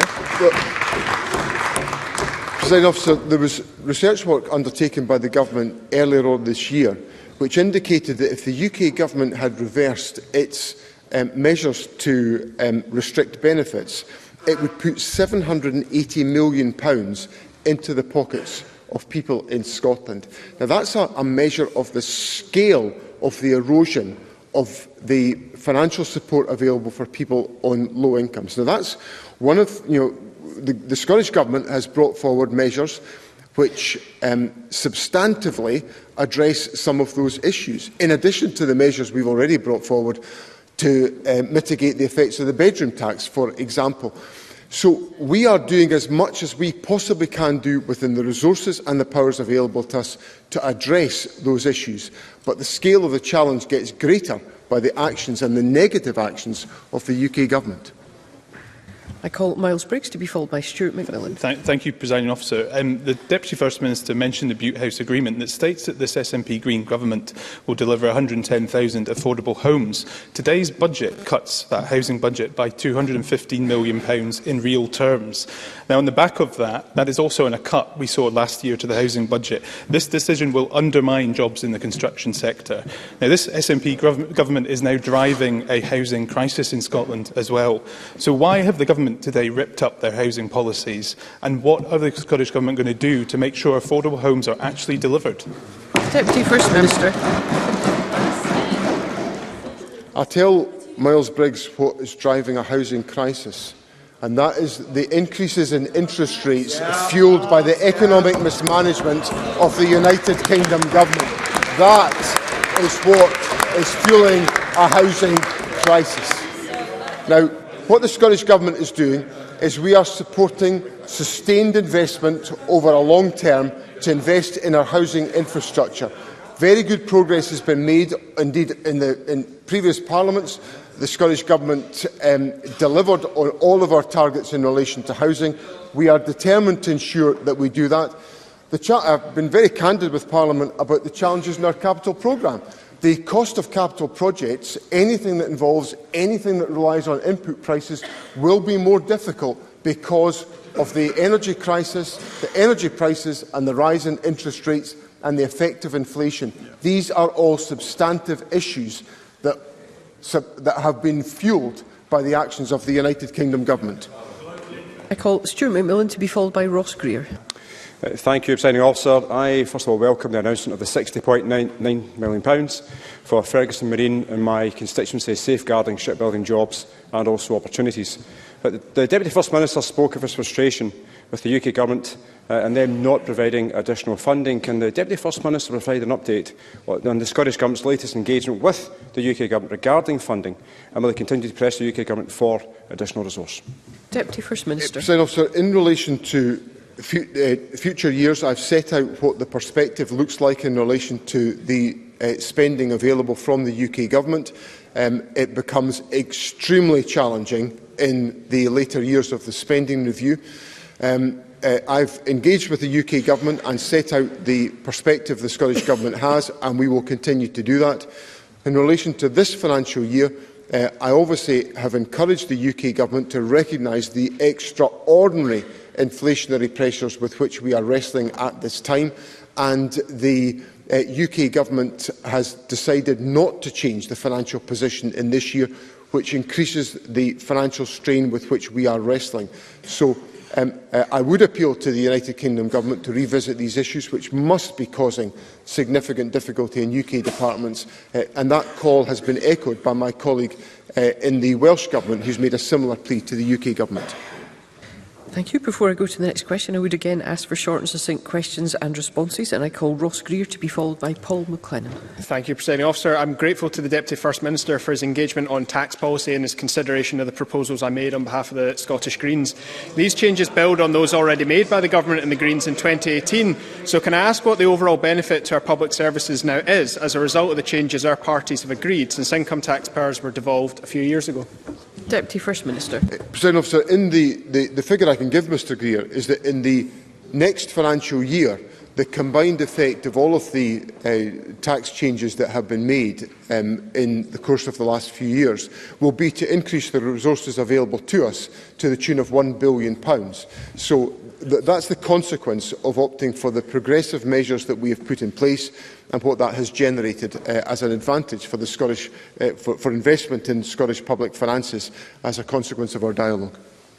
Paul McLennan to be followed by Douglas Lumsden. Thank you, Presiding Officer. Mary Spowage, Director of the Fraser-Islander Institute, recently said that the inflexibility of the budget for the Scottish Government meant a strong case could be made for enhancing fiscal powers, and that the lack of any real ability on the part of the Scottish Government to be able to flex its budget within year and year in response to anticipated shock remains a real limitation of the existing fiscal settlement. Does the Deputy First Minister agree with this assessment, and what response has he had from the UK Government in this respect? Deputy First Minister. I think that I've been very open with Parliament about the enormous constraints with which we are wrestling in this financial year, which is the first financial year in the history of this Parliament where inflation has been a particularly significant factor, and we have learnt the acute difficulty created by the limitations of our resource borrowing powers. We have no ability to address the volatility other than by redirecting spending from one programme to another. And I've obviously had to do that now on 2 occasions. And as I indicated in my statement, I have not yet found a sustainable path to balance for this financial year to fully balance the Scottish Government's budget. So these are very real practical issues. The UK Government has not indicated a willingness to address these questions, but I will continue to make that case to them. Douglas Lumsden, to be followed by Alistair Allen. Presiding Officer, last month I was at an emergency summit to look at the issue of empty shop units on Aberdeen's Union Street. Our town centres are desperate for help.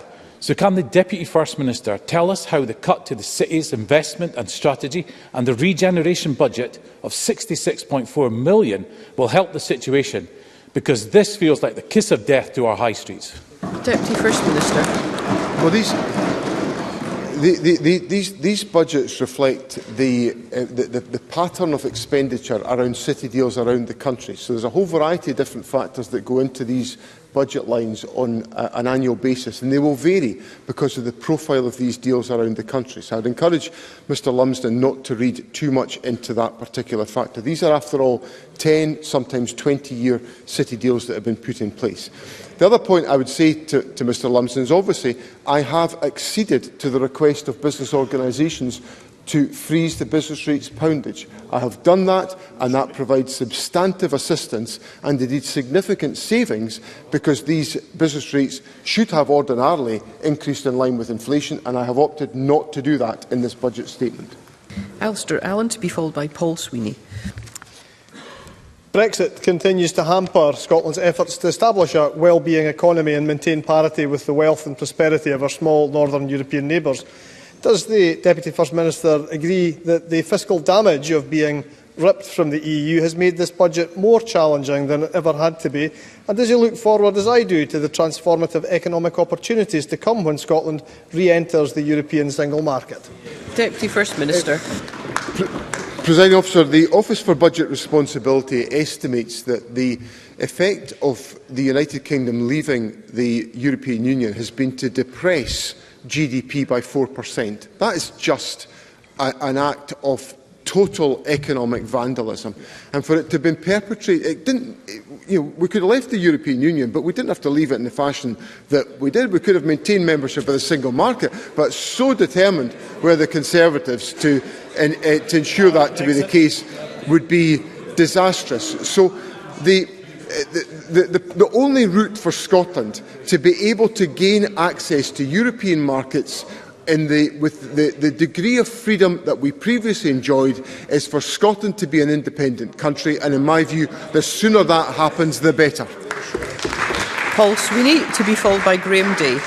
Thank you, Presiding Officer. And can I commend the Cabinet Secretary for his uplift of over £140 million in spending on ferry services on top of the £60 million allocation to Ferguson Marine. And I'm sure that the Turkey shipyard that has been awarded the latest CalMac contract for the Isla-class ferries will be incredibly thankful for his generosity. And indeed, the GMB trade union has calculated that for every pound of capital spending on a shipbuilding project in a Scottish shipyard, that generates an extra 35 pence in the local economy for wage and supplier payments. So can I just press the Cabinet Secretary on whether he thinks this capital spending that he has allocated is value for money for the Scottish taxpayer and Scottish economic growth, or are the real winners the people of Turkey? Deputy First Minister. Well, the Government is focused on ensuring that we take forward the construction of ferry vessels to meet the needs of island communities. We are taking decisions consistent with the approach that is necessary in relation to public procurement projects. We're committing the investment, and I'm glad that at least in some measure Mr Sweeney was able to welcome it. Graham Day, to be followed by Jamie Halcrow-Johnston. Thank you, Presiding Officer. Whilst the groundwork has been laid, there remains much still to do if we want to fully address the poverty-related attainment gap. Can I ask the Deputy First Minister to outline how this Scottish budget will support this essential mission? Deputy First Minister. Presiding Officer, we are taking steps in the budget to ensure that the focus of our expenditure is clearly delivering the outcomes that Mr Day is securing. That will be a constant focus of government in taking forward the budget and ensuring that the agenda upon which we are making progress can be intensified in the years to come. Jamie Halcrow-Johnston, to be followed by John Mason. The budget for Scotland's motorways and trunk roads has been cut by £76 million in 2023-2024. So will the Cabinet Secretary finally admit what my Highlands and Islands constituents know and what his constituents in Perthshire know, that the promised dualling of the A9 between Inverness and Perth will not be completed in 2025 or indeed any time soon? Deputy First Minister. The government's position in relation to the completion of the dualling of the A9 remains intact.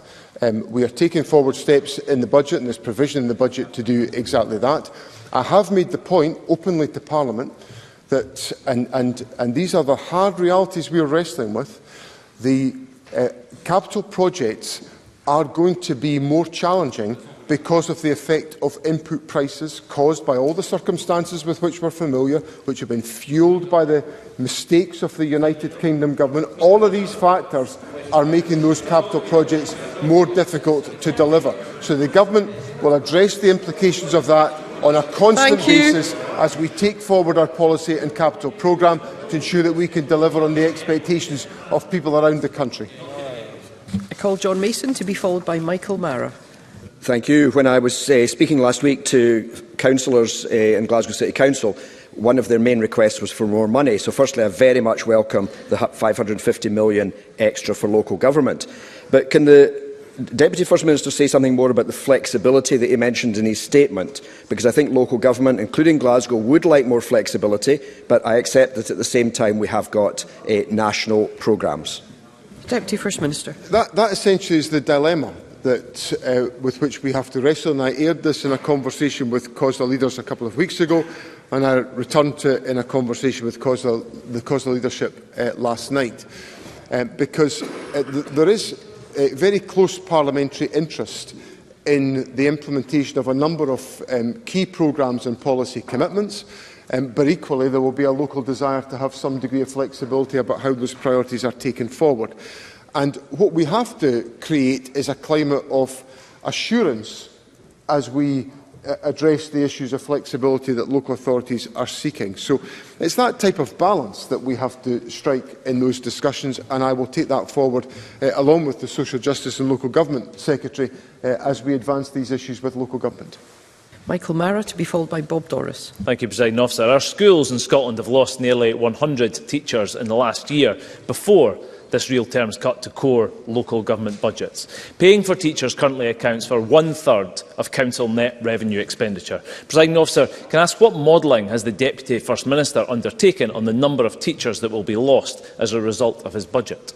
Deputy First Minister. Here we've actually got a practical illustration of the issue, the point I've just been raising with addressing with Mr Mason. The government doesn't employ any teachers. They're employed by local authorities. But Mr Mara, of course, wants to hold the government to account for the employment of those teachers.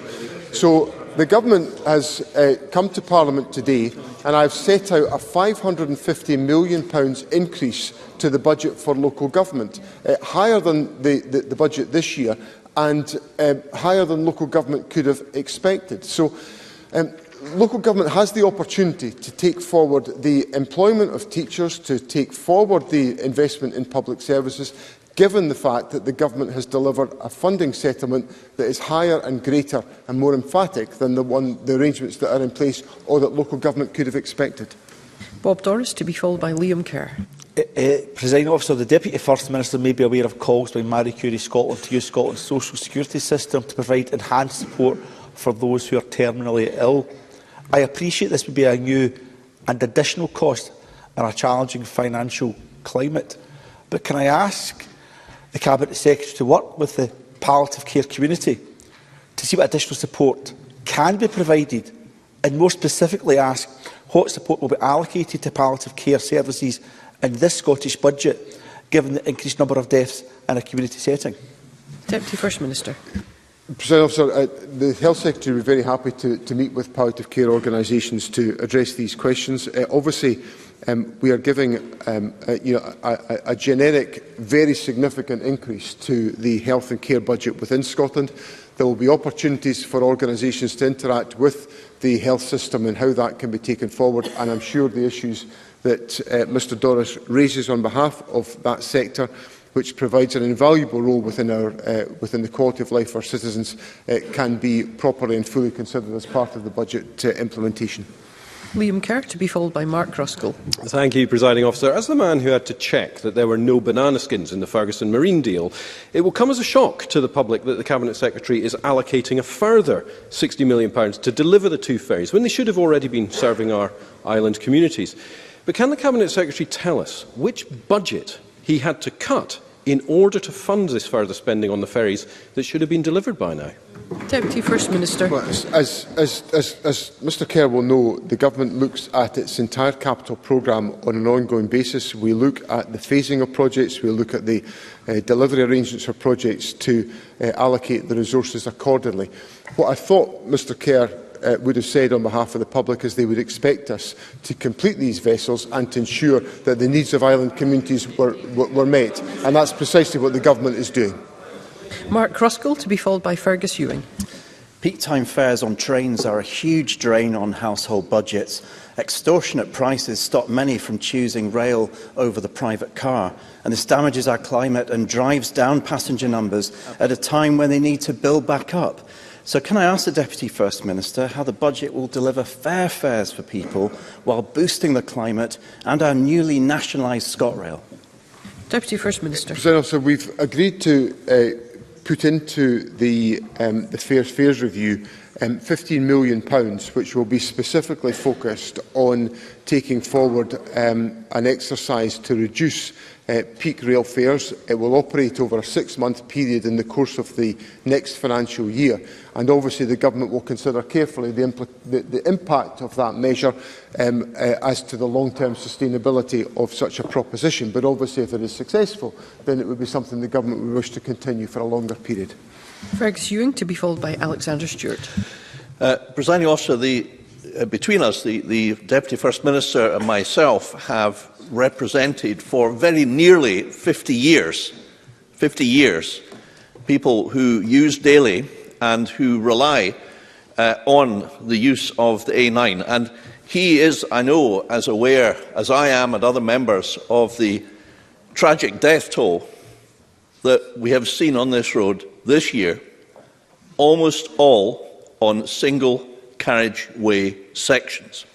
Now, I heard no reference at all in the budget to any new or additional funding for delivery of dualling of the A9 or indeed the A96 in my constituency, and this will, I'm afraid, be disappointing to my and I suspect also his constituents. Therefore, may I ask, when will we deliver on our pledges, first made 14 years ago, and will he commit to publish early in the new year, because I understand the pressures, I fully understand the pressures that he described when he faced the commercial pressures and so on, but will he publish early in the new year a revised timetable for delivery of our now somewhat aged pledges? Deputy First Minister. Presiding Officer, as Mr Ewing knows, significant progress has been made on dualling the A9, and indeed in my own constituency relatively recently the section between Luncarty and Passive Burnham was opened and is making a significant impact. And I recognise also the tragedy of the death toll on the A9, which, as a consequence of many road safety measures that have been taken for some considerable time, that has been avoided for many years, but has reached an intense level in the course of the last 12 months, which causes enormous distress to the individuals affected. Now, I welcome very much, and Mr Ewing will be aware of this work, the work that the Minister for Transport is taking forward to set out measures to improve road safety on the A9. That is a constant part of her attention, and I welcome that. And I would reassure Mr Ewing that resources are available in the budget to continue the programme of dualling the A9, and ministers are reviewing the capital programme to ensure that we are able to support the financial commitments in the light of the commercial pressures which are prevalent on capital programmes because of the increase in input prices.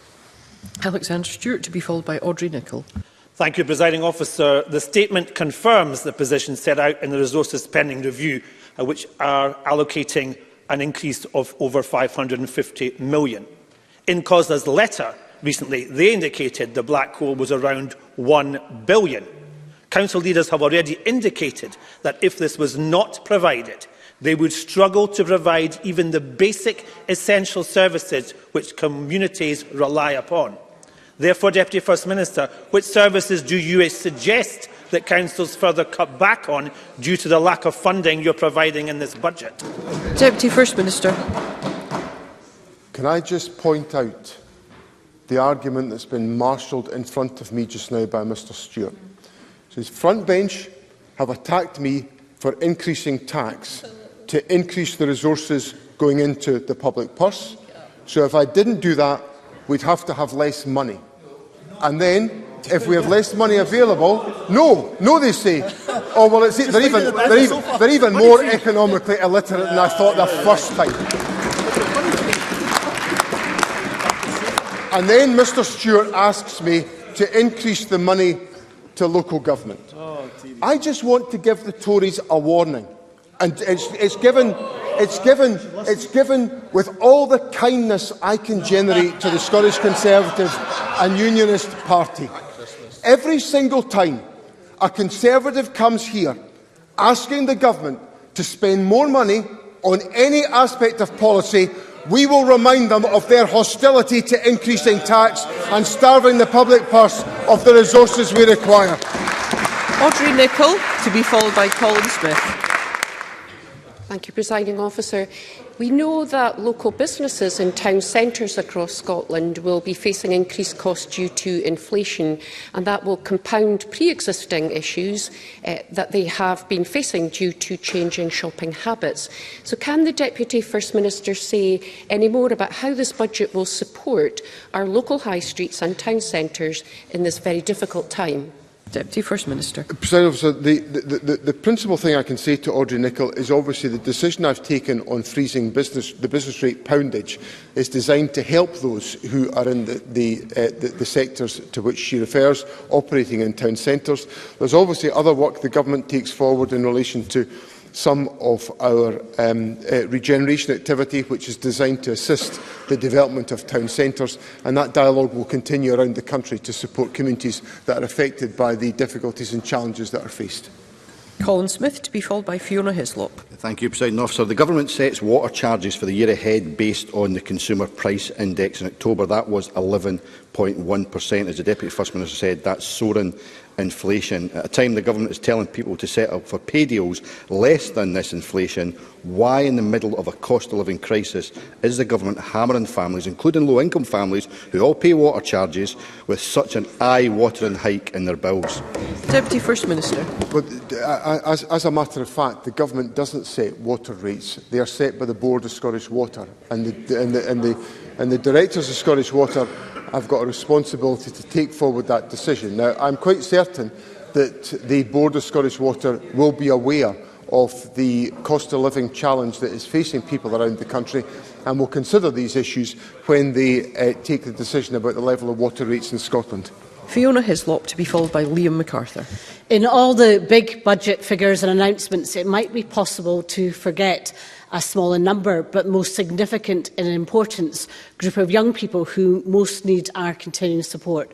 What will the budget do for our care experienced young people, and how will it help the Scottish Government and the Deputy First Minister personally deliver on their commitment to keeping the promise for continuing support for Scotland's care experienced young people?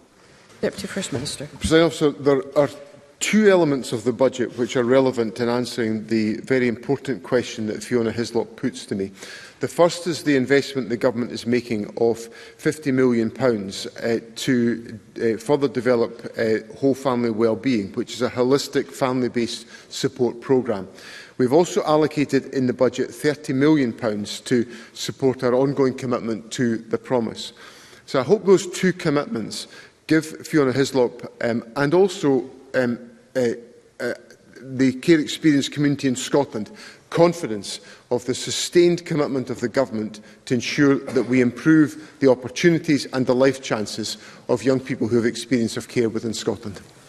Liam MacArthur, to be followed by Jeremy Balfour. Thank you. The Deputy First Minister acknowledged that ferry services are, quote, vital in sustaining connectivity with our island communities.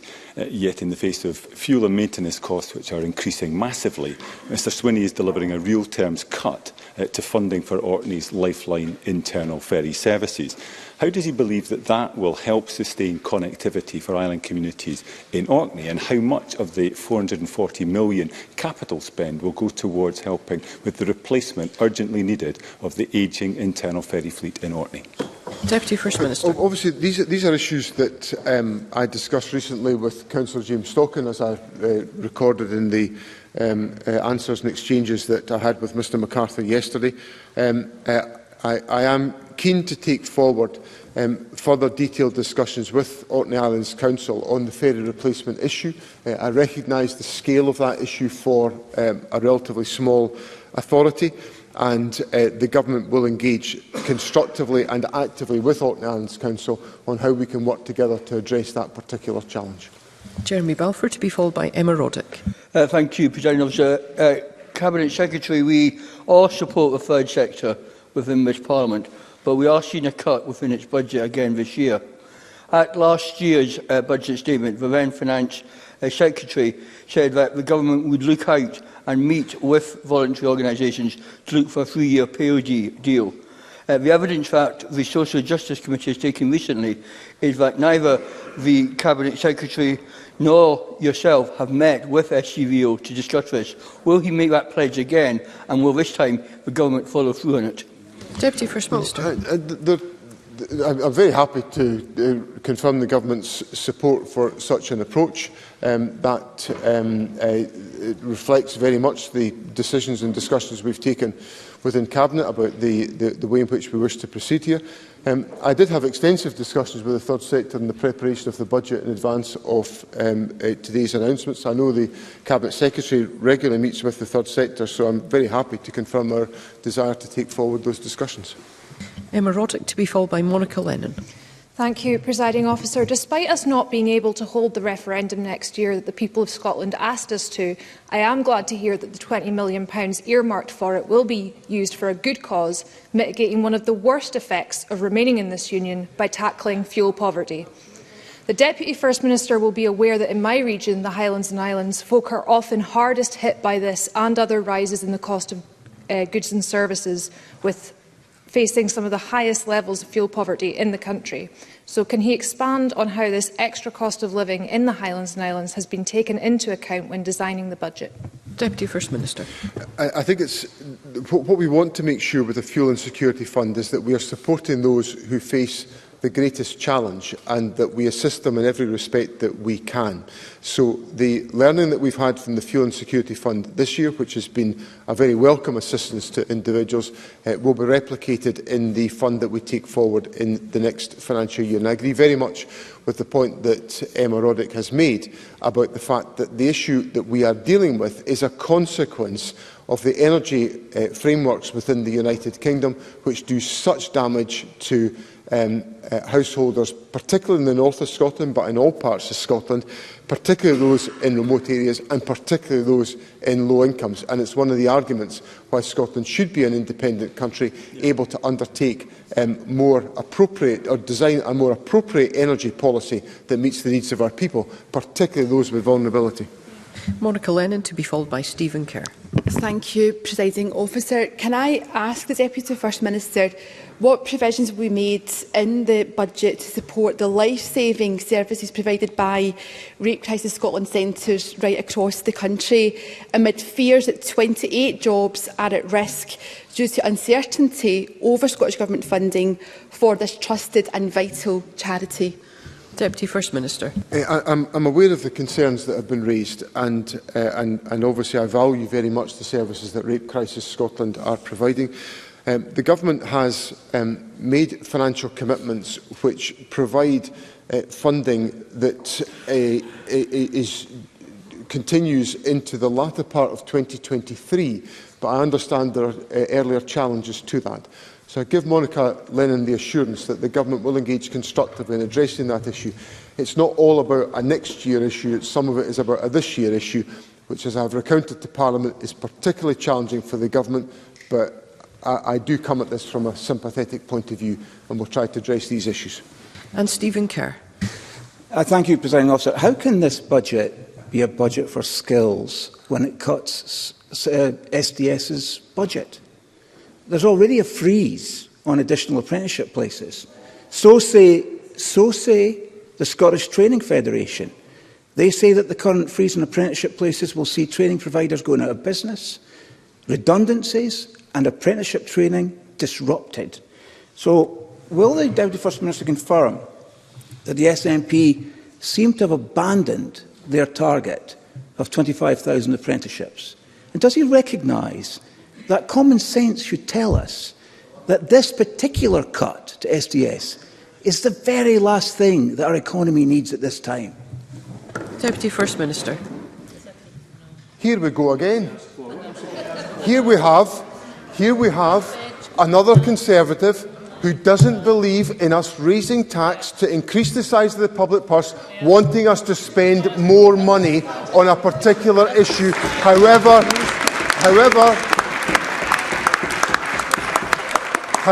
important that policy commitment might be. Now, let me just well, Mr. Kerr, I'm afraid there's going to have to be an awful lot of basic. I know Liz Smith's a great fan of basic arithmetic. She was always telling me that when I was Education Secretary.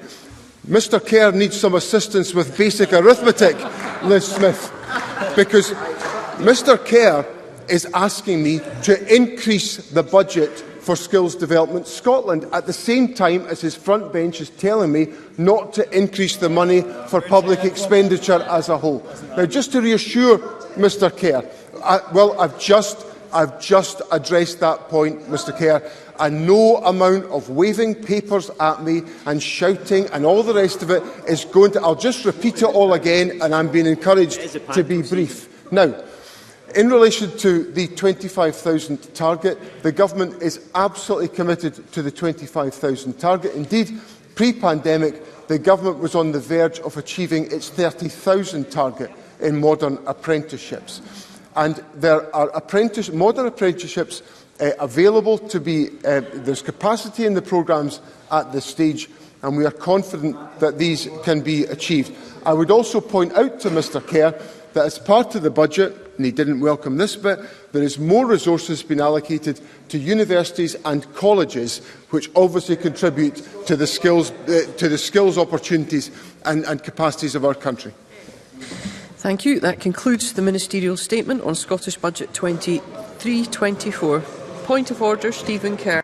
Presiding Officer, further to Daniel Johnson's contribution earlier, I am disappointed but not surprised by the Deputy First Minister's attempt to shift blame for the shameful leak of the Scottish Government's budget away from him and his party, when the details could only have come from his office. Now, he's made some very serious accusations, Presiding Officer. This is right out of the Deputy First Minister's playbook, and it confirms my view, I'm afraid, of the party and government's disrespect for this Parliament. May I ask you, Presiding Officer, as a point of order, do you have a commitment from the Scottish Government that they will properly investigate and report on this leak? And given the deceitful tactic that was employed earlier by the Deputy First Minister, what confidence do you have that the categorical assurance that the leak was not from the Scottish Government is in any way dependable? That is not a point of order, Mr. Kerr. I have addressed the earlier points of order in earlier business today, and I have had a thorough discussion with the Scottish Government on this matter. Thank you.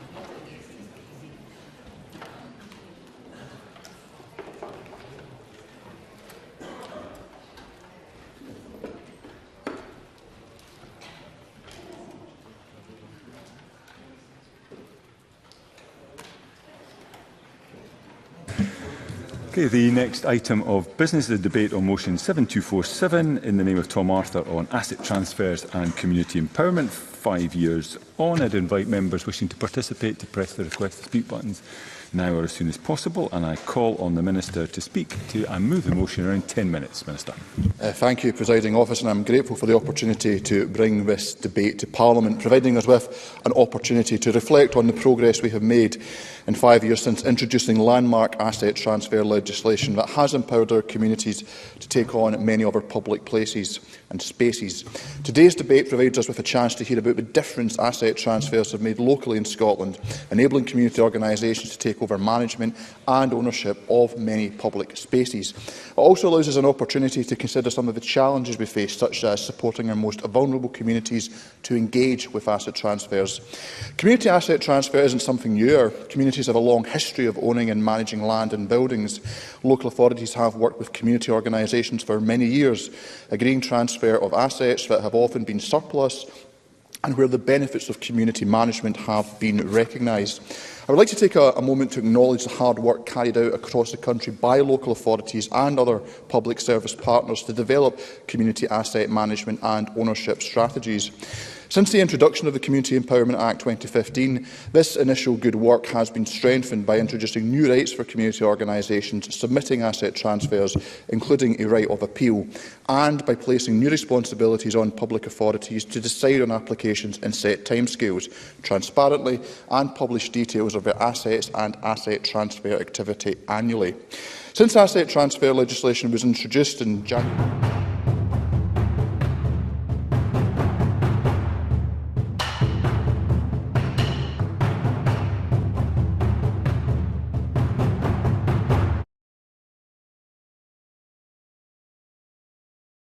What distinguishes Broadcasting Scotland from a website or blog, apart from our brilliant programmes? Hi there, I'm Gordon Ross. Are the costs we face to enable us to produce those programmes. These costs are significant and ongoing. However, our facilities are able to do so much more if only we had the staff. In the last year, some of our supporters have cancelled their subscriptions. In one way, we would prefer it if it was because they didn't like us, rather than it being because of the financial pressures which we are all under because of COVID. The really positive outcome of our fundraiser is that at a time of economic challenge in Scotland, we will use your donations to create jobs and in a small way contribute to improving the Scottish economy. If you want us to be Scotland's independent broadcaster, able to provide an alternative mainstream television platform, then please support us. Scotland is going to be an independent country.